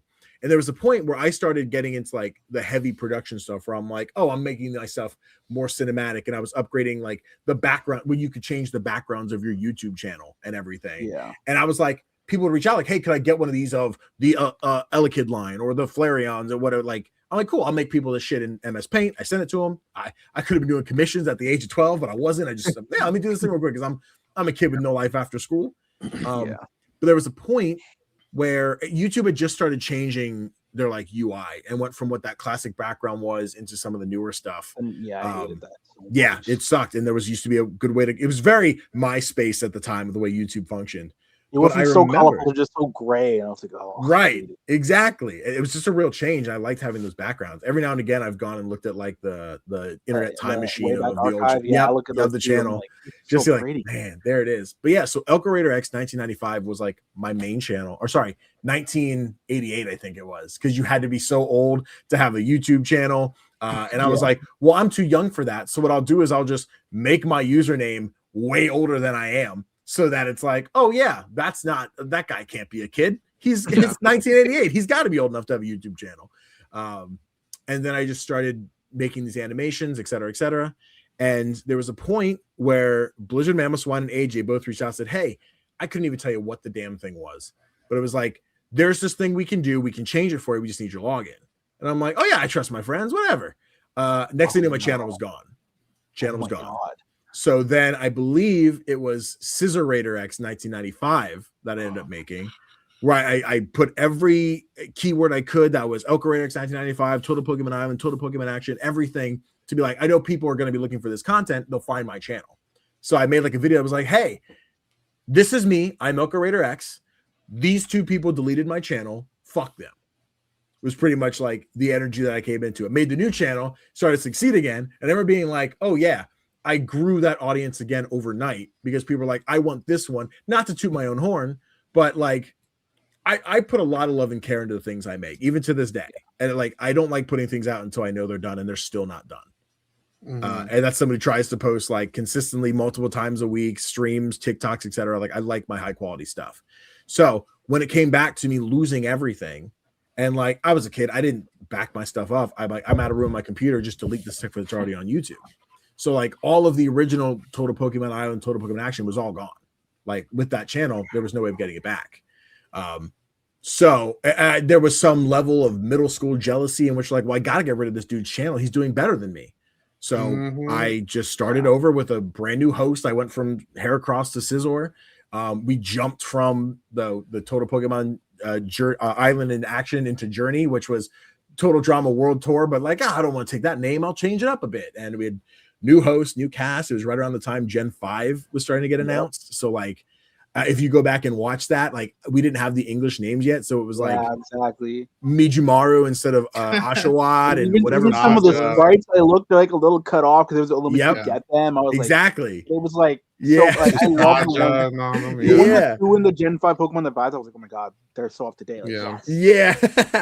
I love Mijumaru. What's an Ashawat? Like that's exactly. I think there was even a point where like I had a DeviantArt that I never used. I just had a DeviantArt that was like Mijumaru Evo 95 or something, because I'm like, yeah, that's what I know this Pokemon as. Like Gen 5, I know none of the Japanese names outside of like Gekkoga, because Greninja is baller as hell. But like Gen 5 was the first, like I imported Black and White so I could play it, and not knowing how to read Japanese, but I played it on my DS Lite because you couldn't play on the DSi because region lock and blah blah blah. But yeah, all of that aside, so I started the new channel and kind of grew up, got into high school, really slowed down. I started like The Trainer, which was just an absolute ripoff of the Cape, just animated like this guy turns into Pokemon instead of having a cape or whatever. Yeah. I did that. I started Fakemon, which was just the journey of all these fake Pokemon that I thought was really cool. That one so much. That was probably my favorite. That is the one that I think most people find and bring up. I have the channel in front of me, and I'm looking at the last episode being 30,000 views. I'm like, God, if only the channel could do that now. But yeah, I think that was the one I put the most time into of building the story. I have a Word document. I probably don't have it anymore. Had a Word document of the entire like season plan of here's who they're going to have. Here's where the gyms happen. The gym leader's going to have these guys. The evolutions are going to happen here. This is what the final team was going to be. I had like that Indigo League to Orange Islands transition. Like I had the next intro already animated with the final teams and everything because I like to think ahead. Yeah. So yeah, that like everything was planned out, and then just halfway through middle school hit, life got crazy. Girls, sports. I was the high school mascot, so like I just didn't have time to come home, animate, voiceover, export, upload, thumbnail, and everything. Well, I didn't even do thumbnails. It was just which one did YouTube give me at the time? Yeah, literally. Yeah. And then I just kind of stopped. And then every now and again, people are like, "Hey, I don't know if you remember, but like I used to watch your Fakemon videos." I'm like, "Thank you for showing up. I appreciate it." Yeah. Listen, that first of all, I had no idea any of that happened. That solves so many questions. I 100% believe, knowing what I know about a lot of other stuff, I 100% believe all that. So that's crazy. But obviously, you transition into doing other stuff. Would you say that like that portion of your life like affected you creatively to the point that like it made you want to become like a streamer and do all this other stuff that you're doing right now? Oh, totally. Absolutely. Like I said, like I started animation in PowerPoint. Like I went to the Art Institute. I had this like late night, I'm not ready for bed, so I'm going to go and watch all these different animated movies. And I remember watching a behind the scenes video of like Monsters Inc. and like how they made the first simulation for Sully. And that was like, oh shit, like this is something people do. I went to school. I ended up kind of just did 3D animation as a whole. There wasn't any particular, like I aimed for movies or games or anything. I just kind of went for 3D modeling. Had an internship out of college and stuck with that. And then after that, I'm in West Bumblefuck, Pennsylvania, where like the animation, the media industry is not really here. But I still had that internship at the time. I was working for like a plastic company, and they had proprietary like technology. There wasn't like, oh, these machines have tutorials that we can download from a website. They're like, these are like made in-house. Like there isn't a tutorial on how to use this thing. We just made it. So they would take it apart. They showed me what it looked like. I would build it in 3D and then animate it, and they would use that for training purposes. And this was like their step to like, we need to train people. But it wasn't at the spot where it could be a full job yet, because they needed to prove that it worked for employees. It's just animation is not a quick thing. So they'd be like, here's the year. We got you. Once we're done with your internship, we'll go back to the school, grab the next guy. We'll take that like month time in between. You teach them what you did. They take over, and then rinse and repeat. So I was like the third intern that they ended up bringing in early and then kept late, because like, we went back to the school for graduation and nobody was quite as good as you. So we're going to stall and keep you along till the next class. I'm like, awesome. Tyler can take over. Tyler, I'm taking over my job. I have no idea what happened to the position afterwards. The school closed after Tyler graduated, so they could totally have that position. They could have been like, didn't work out, it's gone. I haven't really talked to anybody from that job in, God, what's maybe, I say 2018. Yeah, it's like six, 7 years now or so. Shut up, Shinx. Yeah, it was 6, 7.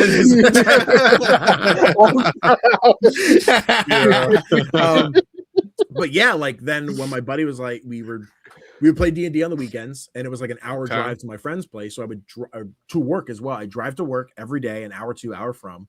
Then on Friday, I would go to work. I'd hang out at my friend's place. I'd spend the night, and then Saturday we do D&D for me to drive home. So in that interim, there was a point where my friend's like, hey, you just want to go to the Giant or go to the grocery store, buy some alcohol, come back, and we'll just stream something. I'm like, fuck yeah, that sounds like a blast. We played Dead Rising, not Dead Island. We played Dead Rising. It was my first time ever playing it. We did the every time we die, pass the controller. I get the controller, I died right away, so I hand it back. I'm like, this fucking sucked. I hated this. I didn't get to play the damn game. And then that was just what started Couch Gnomes, and we just started streaming every Friday. We ended up getting to the point where it was 3 of us, and we'd each stream at different times from our own homes. We made YouTube content, which ended up falling a lot on me, where it was like everybody recorded stuff, but I was the one who knew how to edit best. So it'd be like, I put all the stuff in the drive. Here you go. I'm like, I'm one man. I got to make my own stuff and record my own stuff and do whatever. And listen, I'm a workhorse. I like making shit. I will always have 15 projects. Literally today, as we're recording this, I just recorded like 7 other videos and edited 5. Like I'm fucking working. But thank you. But yeah, once we started streaming, a lot of what I did on Elco Raider, Scizor, whatever, take your pick, like started where I'm at now. And even though like I've had the dream of like one day I'm going to do a CJAB reacts to his old YouTube content, I'm like, I don't have the strength for that right now. That's very cringe to look back. Even though I have my high school friends who watched, like they were there for me making this stuff. They saw it. And we do a bro cabin trip every summer. Like we get together, we do PowerPoint night. One of our friends last year did a whole PowerPoint on your digital footprint and what you can find on somebody. Oh my God. They found my Instagram as CJNannyB. They found thirst traps that I had posted, and they were just like, and of course we can't forget. And then it was just like they played the first like 10 minutes of the first episode of Fakemon, and it's just like, I choose you. Oh God, what was the name of those fucking Pokemon? I don't even know what their names were, but it was wild to be like, I can't watch this. Oh man, listen, that there's nothing wrong with that, because obviously it's added to the positivity, you know what I'm saying? Like, I could say like on a personal level, like obviously, like I said, I'm very far removed, but like your thing, as much as I can remember, is what got me into like a lot of this stuff, to be honest with you. You know, like especially content creation, so like it left that mark on me for sure. And like I'm sure like a whole bunch of other people, like literally me and Shinx were talking to our other friend Ryan. And he was like, Elco was the GOAT of all this. What you talking about? I was like, I agree though. I'm like, yo, like this is the GOAT, bro. You know? So I did want to ask some fun questions. And then we can just ask whatever before we end. Totally. So you know, obviously there's a Pokemon side of it, which we'll get to. There's the total drama. Of it all. Did you ever keep up with that after watching it? They just dropped a few years ago. I had not. So I remember they did the big announcement like Total Drama's coming back, and then it went silent. So if we got a new season since then, I had no idea. We got 2? They're on HBO Max or Netflix or something. Heard nothing about them. So there was Total Drama Island Action World Tour. Then there was Revenge of Wawanaka. Was that the 4th one? Yeah, Revenge of the Island is season 4. Okay, that's where I fell off. Yeah, so I All Stars, the Pocket Tail Island one. what was All Stars was still the original cast, right? We had All Stars was half original, half revenge people. Okay, and then Pocket 2 was just all new people. Okay, once it got to all new people is where I've seen clips and I know it exists, but I've not kept up with it. There was a point probably in the last like 5 years where I started to binge watch everything that I wanted to watch all of it, and I got through World Tour, and then just I'm like, cool, I'll start the next one, and then just I never hit play on the next season. So everything new is just beyond me. Like I do my childhood of it. And I remember like there was this kid in school that used to make fun of me for watching it because I'm like, oh, I'm watching an animated reality show. He's like, you can't do that. Like, that doesn't make any sense. It's not reality. It's a cartoon. I'm like, I don't know how to explain it to you. You don't want to like it, so I'm not gonna fight you on it. Like, I got nothing. So, I've definitely not kept up, but I've always had intentions to. So I don't know. We'll see. All right. Okay. Yeah. How about Pokemon? You keep up with Pokemon? Yeah. I watched Pokemon through X and Y. Greninja's my favorite Pokemon. I remember always being super jazzed for that. I didn't watch much of like the mainline anime since then. On the channel now, so I now have my shit split up where I'm like the indie games are the main channel. I've got a CG Danny B VODs account, which is all the Twitch VODs go to, and then I have Aqua Admin CG Danny B, which is my Pokemon content. I am so far behind on that. Like I just not played Pokemon in forever. Not because I don't want to. It's just I focus on indies. And I'm like, I got an itch for Pokemon. I think I did a Nuzlocke at one point for I think Alpha Sapphire is what we played. And me and my buddy Chris do Soul Links. Like Pokemon is still a huge part of my life. I've enjoyed doing Soul Links. We've done Fire Red, Leaf Green, Heart Gold, Soul Silver. We did Emerald because we couldn't figure out 3DS at the time. We did Platinum. We did Black and White 2. We did X and Y. We did Sun and Moon, which God, what a slog that was. We didn't even try Ultra Sun, Ultra Moon. And we're looking at doing Sword and Shield. We just have to sort out how to emulate it on the Switch and randomize it. But once we get that figured out, we want to swing back and do that. Cool. But like recent Pokemon games, I've lost the luster. I'm very excited for Gen 10. I'm hoping to have a Switch 2 by the time that comes out, assuming they're not $4,000 for the fucking tablet. But I skipped over ZA. I think Scarlet and Violet burned me to the point where I was like, I'm excited for this. And I saw how generic that world was, how empty it was. Probably the biggest flaw for me with Scarlet and Violet were those raid battles. Because I remember complaining about Sword and Shield's raid battles. And then we got Scarlet and Violet, and all I wanted to do was go back. I'm going to put my input in, and then the raid monster gets to attack 7 times before I even get a turn, and I've already died 3 times, so our bar is already empty. Like, they were so illy structured. They were so bad. And then we just got Legends Arceus, which I loved. And then we had the shiny odds, and everything was better. We got the ping, and then Scarlet and Violet, they took everything that made shiny hunting away. And that was so frustrating to me. Like, there was nothing fun about Scarlet and Violet.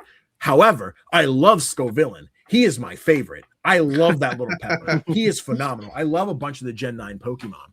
But it was the fastest of me starting a game, finishing a game, and putting that down. I've not touched any of the DLC. I am so uninterested. And ZA still looked like it wasn't enough of a press forward mechanically for me. Knowing what Game Freak can make and how like Nintendo / Pokemon Company holds them back, I just don't have it in me. That being said, Gen 10 Winds and Waves looks significantly better. I'm very interested. I want to give it a shot. Will I own a Switch 2 by the time it comes out? Hopefully. But yeah, Pokemon's in a weird spot. I'd rather play the old games than any of the new stuff, honestly. Okay. If you like Legends Arceus, I do think you'd like ZA, but I understand the feeling of being burned by in the middle. I think I will. Okay, are you guys playing ZA or played ZA? Okay. So the one thing selling me for ZA is Mega Greninja. However, I'm under the impression that it's all through competitive or like online battles, but now it's like limited. So if I didn't play it launch week, I can't get Mega Greninja now. No, they said it was weird. They were like, the way they told us, that's what it seemed like, but in reality, they just lowered the stakes. So it's like if you played week 1, you have to get to rank whatever to get Greninja. But then as they do more and more new Pokemon, they push it now. Now you'd have to like do like a battle to get Greninja or something like that. Okay. just enough. Like I think get to rank Y and it starts at Z or something to get all Okay. the starters at this point. Now I'm not sure what it Then- is, but it's still annoying. I hate Yeah. that it's tethered that way, especially when you're like, oh, the starters, especially what is essentially the runner-up to Charizard's overhypeness. And don't get me wrong, I know Greninja's overhyped, but I love that fucking lizard frog bitch. But yeah, that was one of the things I was also like, I'm not interested in this. I was so excited because I love Megas. It was one of the best gimmicks we ever had. Yeah. And seeing it come back was so great. And honestly, it's funny because I've kind of kept up with new Megas that got announced. But I'm at the point where I've seen so much fan art where I'm like, I actually don't even know if this was a real Mega. Like we got Charizard Z, which looked like a Monster Hunter monster. And I'm like, oh, that's fan art. Charizard, yeah, so it's fake. Z's fake. Charizard. Okay, Z is fake. There are Z Megas, but there's only Right. 3 of them. And I think people would have actually like burned down the Pokemon Company if Charizard got a third. I was gonna say Oh my if God. Charizard got a third, but Venusaur and Blastoise didn't get a second, I already like to bitch about that fucking lizard. I hate man. Charizard is so cool, but I can't say that because I fucking hate him because he's fucking everywhere. Man. He's so, listen, Charizard's great. I am so sick. Another thing I got with Pokemon, the Gen 1 pandering is so old. Yeah. So done. Yeah. Could we look at Gen 2 for a goddamn second, please? Look at Yeah. Gen 4. Like, come on. Look at Gen 4 for a Please. second, please. Yes, the Gen When's the 1 last pandering, time I'm I so seen over it. that? If we look Yeah, at the the- Unite roster, it's like 90% Gen 1. Yeah.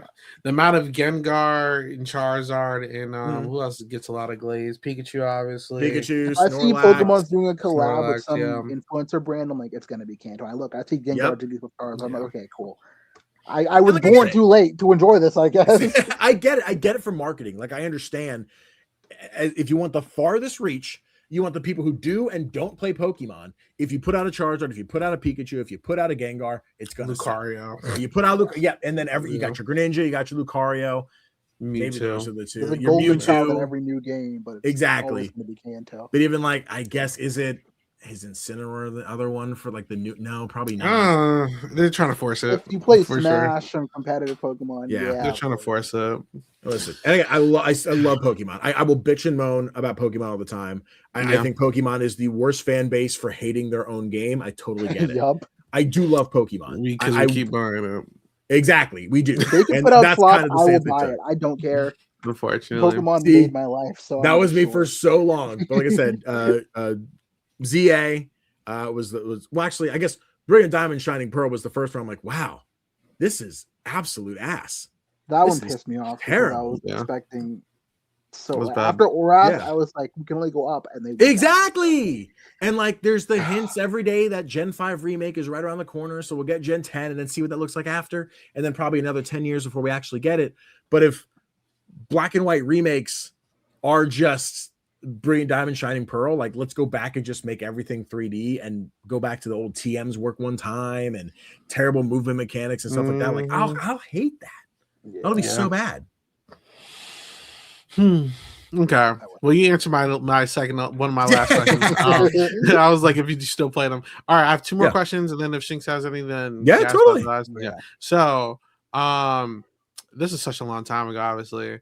Do Yeah, you remember who you had planned? Because we've been asking everyone this. sure. To win either the Total Pokemon Island or the Journey. Do you remember who was supposed to win either one of those? If I recall, because I was like, I don't have the time to finish this. I did a like Total Pokemon Journey finisher, Mm-hmm. which I was just like, hey, this is the last episode I made. Here's the quick summary of every episode and what's supposed to happen. Where I was like, episode yeah, 12, so you this happened, finished episode it, whatever.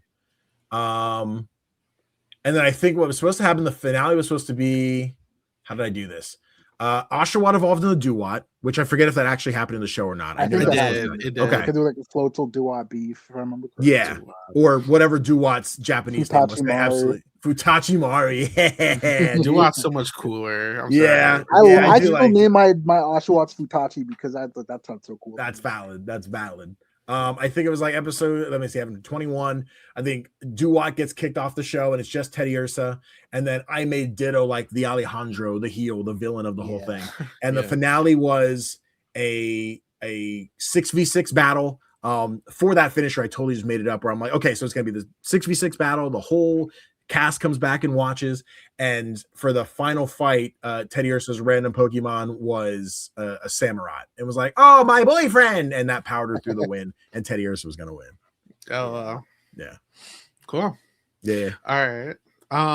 And then I guess my last thing is, do you have any regrets of doing this at all, or do you look back at it fondly? Oh no, never.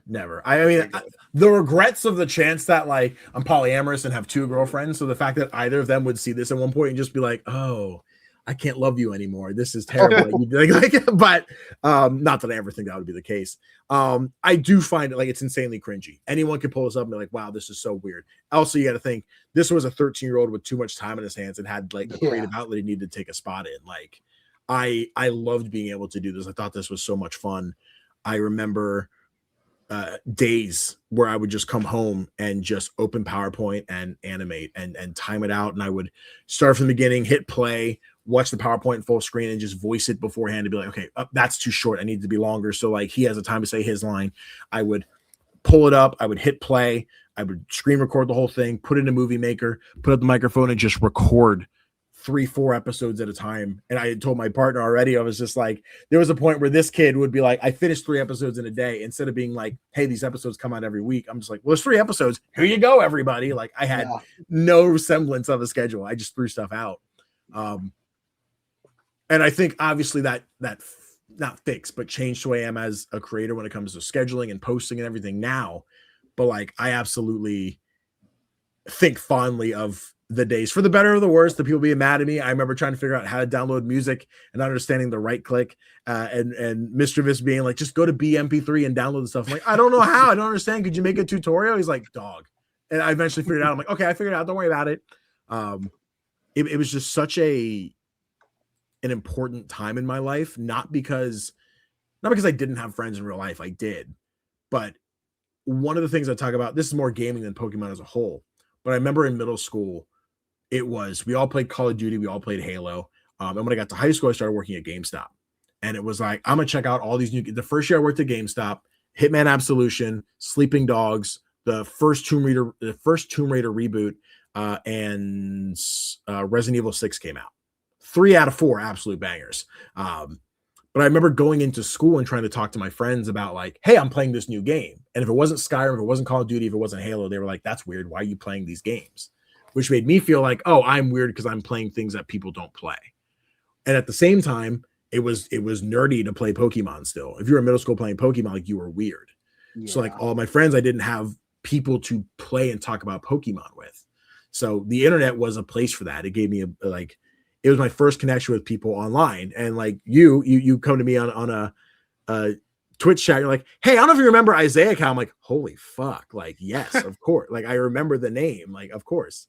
So like, it's the insanity of unlocking these memories that never really got put away. They were just like, it's not my life now, so I don't really think about it. But like, again, if there was someone did, this is Total Pokemon Island, like Total Pokemon Island Con, coming out and see the creators of yesteryear and blah, blah, blah, blah, blah. And like, there was some panel of the 5 of us, like, I would totally rip on Blizz and AJ for being like, oh no, I deleted the channel because I was super jealous of whatever. Like, absolutely would. But like, there's no hard feelings. We're all, now, to be fair, I don't know these gentlemen anymore. I don't know what they do, what they are, what their life's like. They could be in jail. They could be going and doing charity work every weekend. I have no idea. They could be terrible human beings. They could be the best people in the world. All of that aside, just for the dumb shit that happened over a weirdly PowerPoint animated cartoon show, like, I wouldn't be upset. So, right. Yeah, never for a second when I regret it. It's cringy for sure, but yeah, I love it. Well, listen, Danny, thank you so much for talking to us. This was probably one of my favorite interviews. This was great to catch up with you, man. And I hope everything with your creator journey and just like everything you're doing in general goes well. Thank you. I appreciate it, guys. Thank you so much. It's, again, so bizarre to be talking about this in 2026. Where I'm like, I will say, like, you're a great interviewer because you like answered like almost all of my questions before I could even ask. Literally. Thank you. You always give me a chance to just talk. That's the problem. Yeah, I think even the most interesting you said was, I asked everyone if your stuff was like scripted or like off the dome or whatever, and most people would be like, they would make out their story beats and then as they record they go, but you're the first one that said like you made the whole PowerPoint. So absolutely. after. that's a new Yep. one I've never heard of before. Mhm. Yep. And it's I'd just always Go ahead, yeah. yeah, I'd always plan it out, of course. Like I knew what was going to happen, who would say what. But like it was a little off the chest. Like I'm sure if I go back and watch these, there's plenty of uhs and ums, and I'm like, oh, see, I wasn't prepared enough to record that. But also I used Windows Movie Maker, which was not the optimal way to do anything. God. Like it was terrible. You can see the terrible default generic title screens that come up. But like, yeah, I would put a lot of effort into making the plot and the story. And when I say a lot of effort, if you watch Fakemon, like probably half, if not more of those episodes are literally just like, remember this episode of Pokemon? It's the same thing, but with the fake version. So like, I think the last one that came out was the Electabuzz versus Scyther episode, but I did the Fakemon of Sir Viper and Zangoose versions that they had in there. Yeah, so like Downtown Showdown. Yeah, it's just that episode. I don't even know if I think I might even done the Pikachu ketchup bottle getting cut bit. I'm sure that happened. Yeah, so there wasn't a lot of originality, but it was a lot of creativity that I wanted to like do stuff with. So yeah, Good.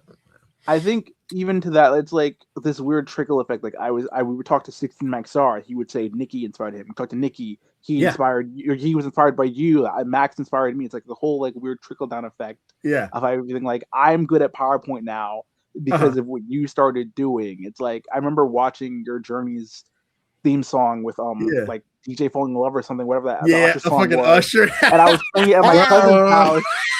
And it's this funny story. I was playing it at my cousin's house, and she heard the song, and her and her friends were doing some dance practice over. They scrapped whatever song they were doing and started using that song.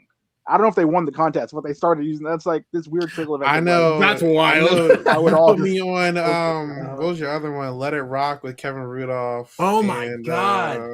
Was Lil that Wayne. That was the hair crossing. Oh my god, wow.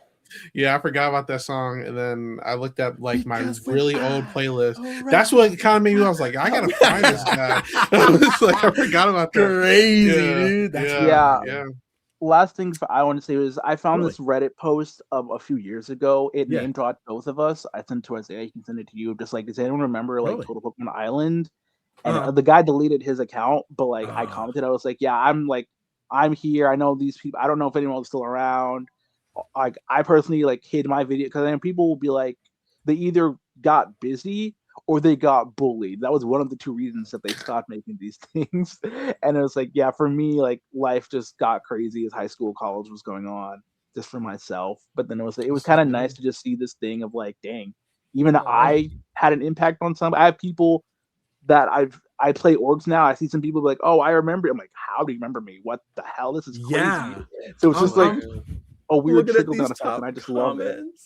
The like, I'm gonna read this. I've been looking up Total Pokemon Island out of nostalgia, and while a lot of YouTubers I watch, such as Elco, Mischievous, NickiNor, Lonely, Spiritomb, and Shinx Boy have disappeared, I still look at them as iconic creators. I love them as a kid. I think I remember one that had Heracross as the host. 2000s YouTubes were a comfy time. I believe that was ELCORaiderX. Not 100% sure that. Wow. It's humbling, I guess is the way to say it. We're like, again, this wasn't I remember making these and thinking like, also I see Burn the Witch as your thing on Discord. That's fucking fire. I see my bleach collection real quick. Yeah. Hey, I see you. All right. Yeah. I have some of my qualms with Bleach, but like, as a whole, I'm a One Piece guy for sure. But me too. There we go. Let's fucking go. But yeah, like I remember making content and my sister being like, are you going to make money off this? I'm like, oh, I can't. I don't own Pokemon. Like, not understanding how copyright worked. Like, yeah, I'm sure to some way, like people make Pokemon content now and they get paid for that. I'm sure if I really had I was a little bit older with any kind of recollection of how to do this, like those channels with umpteen million views, I basically made like kids channels before there were kids channels on YouTube. Yeah. And like, man, if I had doubled down and stuck with that, I might be a millionaire by now. Y'all wouldn't even hear from me. I got security on my security. Y'all can't get to my DMs. But no, I like did it because it was fun. And I liked Pokemon. I liked just animating things. So knowing that there's Reddit posts about me somewhere that I had no idea existed is insane. That's really cool. I like knowing that exists. Yeah. Listen, Okay, you're still in the back of reached so plenty many of people's people. mind. So cool. When people Yeah, look back exactly. on that, you're definitely one of the people that people look back at finally Yeah. and be like, yeah, that was a good time. Like I said, I um, thought you were the guy that started this yeah. whole thing. So it's like that's Yeah. what I'm thinking. I've just been putting that lie to people. Like, it's just I guess trickle down not. effect. I would never say I started for sure. Like, we already Yeah. talked about this. Yeah, I think if I was to give myself the pat in the back for anything, I was the one who gave people the option of making it more accessible, I guess. Yeah. Where like I remember when I saw Blizzard Mamoswines, and I remember that year I made a Christmas list for my mom. I'm like, could I get these 25 plushes? Like I wanted the Heracross plush, Yeah. and like Pokemon plushes are not fucking cheap. They're like 20, Yeah. 30 bucks a pop, and that was back in like the 2010s. Like those things are probably way more expensive now.